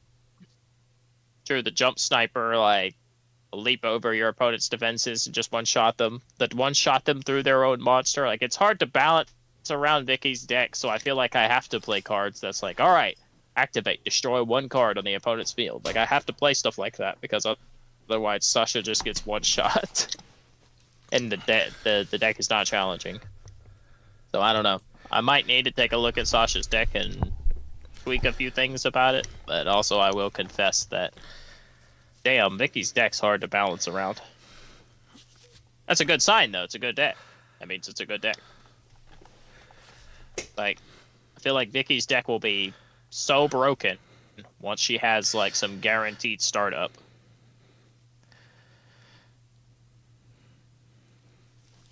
Another thing, man. I forgot to mention. Yeah, this man. Enemy, I feels like it still feels like enemies just have legendary reaction. It's just like, well, look down at your hand. Yeah, they do. Yeah, they do. They literally do. It feels a bit more, I don't know. Looking from the sidelines, it looks more frustrating than like, oh, this is fun. That's just me. Look from an outside perspective, looking at. I don't know, but I don't know. I mean, ask the from the perspective of the players. Like, what about you? What about Ivy and Toy? Like, your honest opinion. I know, Ivy, you said the activate destroy thing was a little. I will say, like when I had the full test fight with Pegasus in like a 1v1, I enjoyed myself. I never found myself like sure, he did bullshit all the time, but I still felt like I was always had him on the ropes, you know. And for this one, at the same on one hand, I could be like, the fucking activate thing. I never feel like I'm always completely out of options. I'm always feeling like, well, if as long as I do get this, as long as there's always a way for me to navigate it, and if the rules don't work, the rules don't work sometimes. And that's the same thing with D&D and other tabletops. But yeah, I felt like I always had an avenue to win, so to speak. What about you, Toy? From your perspective, how did you feel about it? Give me your 100% honest. It was fair. I guess the only thing I don't understand, like it's generally fair. The thing I don't know or understand is like I guess trap cards. Is that just like him using his reaction, or is that like is there Yeah. something like could do like as players do we have that same option or no? Yes. So the enemies have a resource that's called response moves. They get a certain amount of them. And whenever the player does a specific game action or a game action of some kind, drawing a card, playing a card, attacking with a monster, playing an invocation, stuff like that, the NPC can use a response move. And then the response move is just kind of a do whatever the GM says it is. But also, the players can have a move called what is it called? It's called like for the players it's called like respond to an action or something like that. And it's basically the exact same thing that the NPCs do, but you just have to roll to make it work. A little So- addendum onto that. There is actually a card effect called Respond as well. You could build your deck around. Yeah. Yeah, there is also a card effect called Respond that does specific things when your opponent does things. So you could have an invocation called like Counterspell. That's one of the examples, and it does pretty much what it's saying. It's the counterspells. Yeah, it's a trap card. Yeah, but it only works like in response how to that- something happening. Yeah, but for the player's toy, using a respond to an action, that costs an advantage. So you could spend your resource, and then if you roll a 7 or higher, you can do whatever you want. Really, you could respond to their action and destroy the card. You could stop them from doing it. It's kind of a just. You tried and then failed, but unfortunately. So Yeah. I guess if I have like let's say like one of my staples is a silence, I can't just like say I want to use that staple as a response. I have to The staples. specify. I think staples are just something you just play on Yeah. your turn. So you'd like Okay. you have to like pre. Yeah, staples are just something you play on your turn. Okay, and Yeah. Staple is just a thing you play on your turn, and yes, a response move or responding to an action is something you have to specify what happens. Okay. Like, you could say like, oh, he tried to fuse his card, and then you can stop his fusion. You can respond to the action, which is him fusing two monsters together, and you can deny the fusion and stop it. But the NPCs get a little bit more leeway because they're very simplistic in how they play. Players technically have a lot more freedom on the board, but they just have to spend resources to use it. But you have way more options in what you can do than the NPCs do. The NPCs they set up their game plan, they play a single card, usually a single card, unless they have a card like Follow Up, which I might take that off of Sasha's cards, because I think that's where it's a little broken, is she played 2 birds where I think she only should have played 1 and fused 2 of them instead of 3 of them. So I'm going to probably rebalance that, because that's where I think she was probably the most broken. But yeah, players get a lot of different things they can do. Like, players can make rolls during the duel to try to talk down the people that are dueling. They can try to subvert the duel using their powers. If you're playing a character that has powers, you could try to subvert a duel by just using superpowers or things like that. You can counter your opponent's moves for free if you roll a 10+. Like, if your opponent uses a response move, which is a resource for them, you don't even have to use a resource to respond. All you got to do is just roll a 10+, and now you just get to counter them for free. But if you roll a 7 and 9, you have to use an advantage if you want to do it. Okay, fair enough. Players have a lot of freedom. Yeah, players have a Receptive. lot of freedom. Okay. Just gotta roll good. NPCs, their response. Yeah, I gotta roll good, but you can also save your rolls for when your tension goes up, because once you fulfill the certain marks for tension, you have a higher chance of succeeding.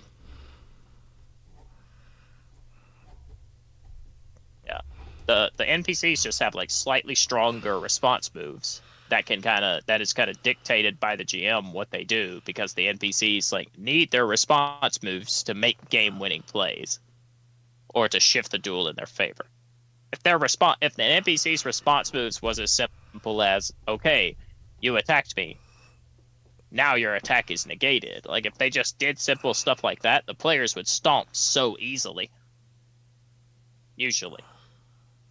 Because your win con as the player hasn't changed.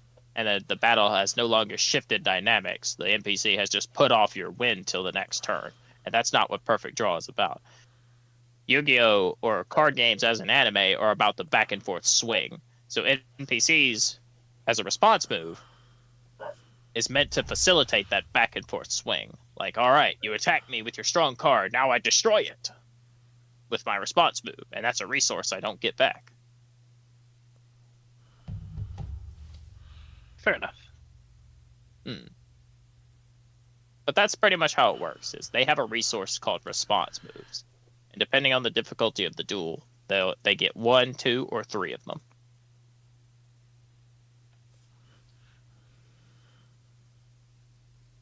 And then to get advantage as a resource for players, you just have to meet certain criterias. If people think you're about to lose and you draw your ace, you get an advantage. If you go into a duel with baggage that corresponds to the duel, you gain an advantage. And then you could also do stuff like hurt yourself to get more advantage. You could build a deck around giving you advantage, like a fumble deck. Like, fumble deck gives you advantage. Because if your opponent fumbles, you gain an advantage off their fumbling.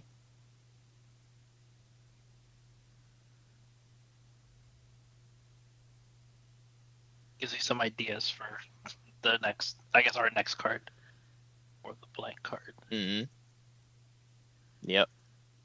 And also be thinking about another deck, because we're going to be doing GX next. I think I already have an idea for that too. Yep. And you'll be required to have at least one fusion.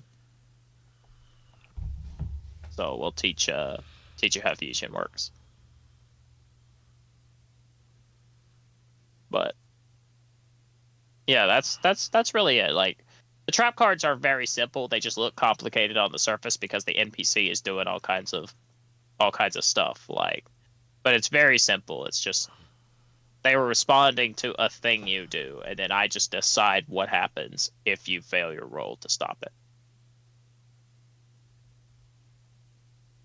There is no such thing as trap cards, metaphorical, like realistically. Fair. But like I said, the players can do the same thing. It just costs a resource. But you also do a bunch of different things with your resources. You can place a card from your deck to the top using your advantage. Like, you could literally top deck your ace. You could place your ace at the top of your deck and top deck it another time if you wanted to.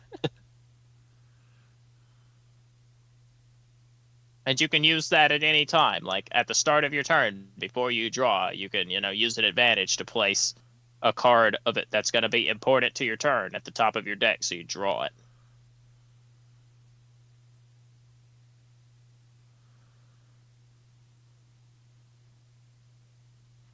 Yeah. There's a lot of freedom. I think ultimately it will come down to, like, once you guys kind of figure out how to work around the system and use all the little things the game gives you, you guys will be cooking. I know Kai's already cooking with that GX deck. That man is in the kitchen. Sure. Yeah, I have an idea. But then I remember I look at the battles. I'm like, oh, right. So, yeah. I have contingencies. Contingencies on top of contingencies. And then for the second thing I guess I wanted to tell you about Toy is depending on the difficulty of the encounter, enemies have what is called a backup plan. And the backup plan is the idea is they tell you how they were misleading you, or they reveal their real ace, quote unquote. And the game never really specifies, or the book never really specifies if losing all of your life points is an absolute win con or not. But I don't like to treat it as an absolute win con because taking away someone's life points can be very easy. Like if you're running a deck like Vicky's, that's just, I one-shot you. So I tend to use life points as only a partial win con and just skips to the next phase of the duel. But a backup plan, yeah, it's basically a reset of the board for the NPC. They play their new set of cards to set up their next game plan, and then you have to beat them. It's like phase 2. It's like phase 2 of a Dark Souls boss. Fair enough. So when you beat Falth and destroyed all of his cards for the first time, the win con was to defeat his Fusion Overdrive, the item. When you destroyed it, he summoned his second win con, his real ace, quote unquote, which was the Axon Warden, the card that was meant to mimic yours. That was his real ace, his backup plan. And that's also why he, quote unquote, played a trap card that reduced the damage he took, was because he's going into the next phase, so I don't want him to lose all his life points because, he's supposed to have a phase 2. Fair. That makes sense. Yeah. But I guess if you don't have a way to, because I have methods of healing, but if you don't have a method of healing and you empty your deck, are you kind of just SOL at that point? You're only really SOL if they wipe your entire field, which they really shouldn't be able to do when they use a backup plan. Fair. Ultimately, it should be just resetting their field, and if they want to destroy a monster that beat their first game plan with a response move, that's different.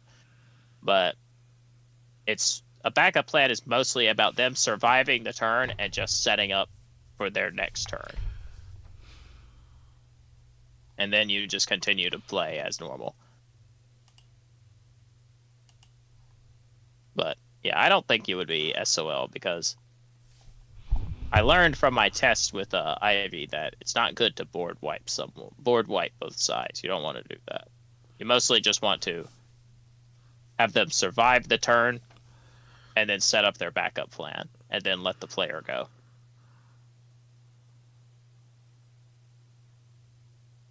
Fair. But yeah, that's about it, really. But yeah, my favorite is I like the duels. I thought the duels were fun. I think the duels are very fun. It does please me to hear that it's not too frustrating. I know Kai's worried about it being a bit frustrating, but I'm glad to hear from everybody's perspective that it's not. So I like to hear both ends of the spectrum. My least favorites, the technical difficulties were brutal. Zach not showing up really dampened my mood. I would have actually been able to do some stuff with him and Lumi in the background if we didn't have any technical difficulties and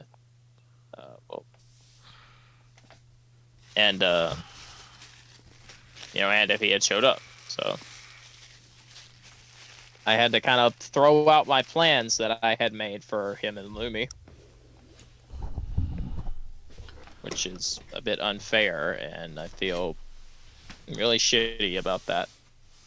I wish I had done something else, but I did have it in me. I didn't have it in me to kind of come up with something else real quick. For that. Another thing, I hope the pair thing isn't like. I hope that's not like a story thing. I was just because of the moment, because that was a moment, yeah. Yeah, I don't want to be like my shit is contingent on him, and I was like, I don't want that. No. No, I wanted to finish. I wanted to finish you guys up so you could go home, but he didn't show up. So, I mean, I guess I still could have done it. It would have felt weird because I didn't have anything to interact with you, you know? Like, I was gonna just ultimately let you go home and him sleep on the street or whatever he was gonna do, but yeah, I didn't have anything to interact with you, so I didn't know what to do. I just couldn't think of something. No, we're not gonna keep doing the pair thing. That was meant to be for the first session only.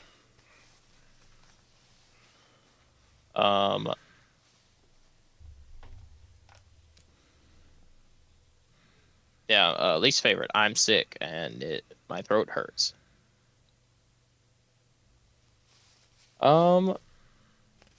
That's about it. I don't have too much. Ultimately, I'm kind of depressed about this session. I'm glad you had fun, Toy. I'm glad you enjoyed what the taste of it that you got once everything started working. I hope the next time is a lot better. I can see the potential. Yeah, I'm good. I'm glad. That's where it starts. I'm hoping next time we have no issues and you get to go a little crazy. I mean, I definitely enjoyed the moments that you did do. Like summoning Storm Warden 3 times was kind of poggers, and I was like popping off. Like I thought it was kind of crazy. I'm sick, so my my ability to get excited and hyped is a little muted right now. But it was cool. Summoning Storm Warden 3 times was kind of crazy. Top decking your ace is just the way to go. True. Just top deck your ace, honestly. Man's got the heart of the cards in his pocket. True. It's like he plays a game where he doesn't have to roll.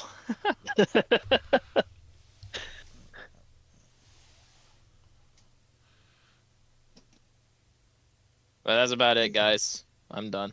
I need to go the fuck to bed. True. Thank you for coming out. I know the session was probably a solid 6 out of 10, but next time. Hopefully everybody's gonna be here. Well, The action's gonna take off.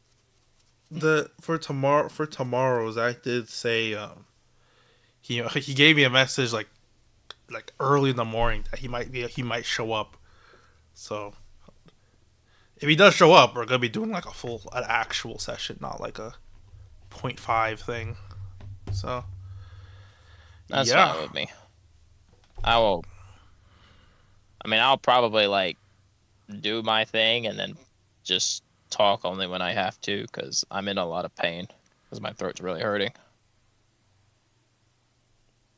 I'll be real. I kind of But agreed I'll to do my plans thing. after the fact, because I thought we weren't going to wait, what? for tomorrow. Oh, Ivy, you made plans?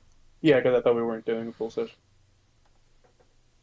Oh, well, Well, I mean, I guess at that point, go next. it's not. Well, actually, we can still do just the RP.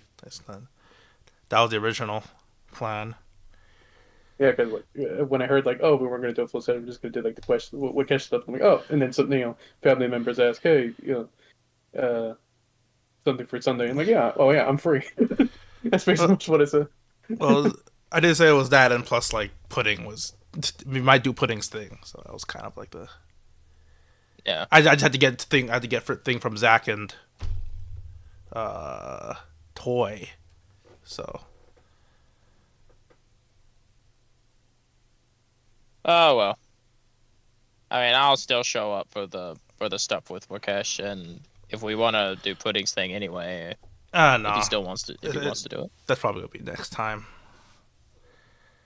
okay. I mean, I'll show up for my thing. Yeah, I'll be chilling. But I do need some rest. Good night, guys. All right. Yeah, Later. we went to bed. All right. Good Well, night. GG's later. All right. I'm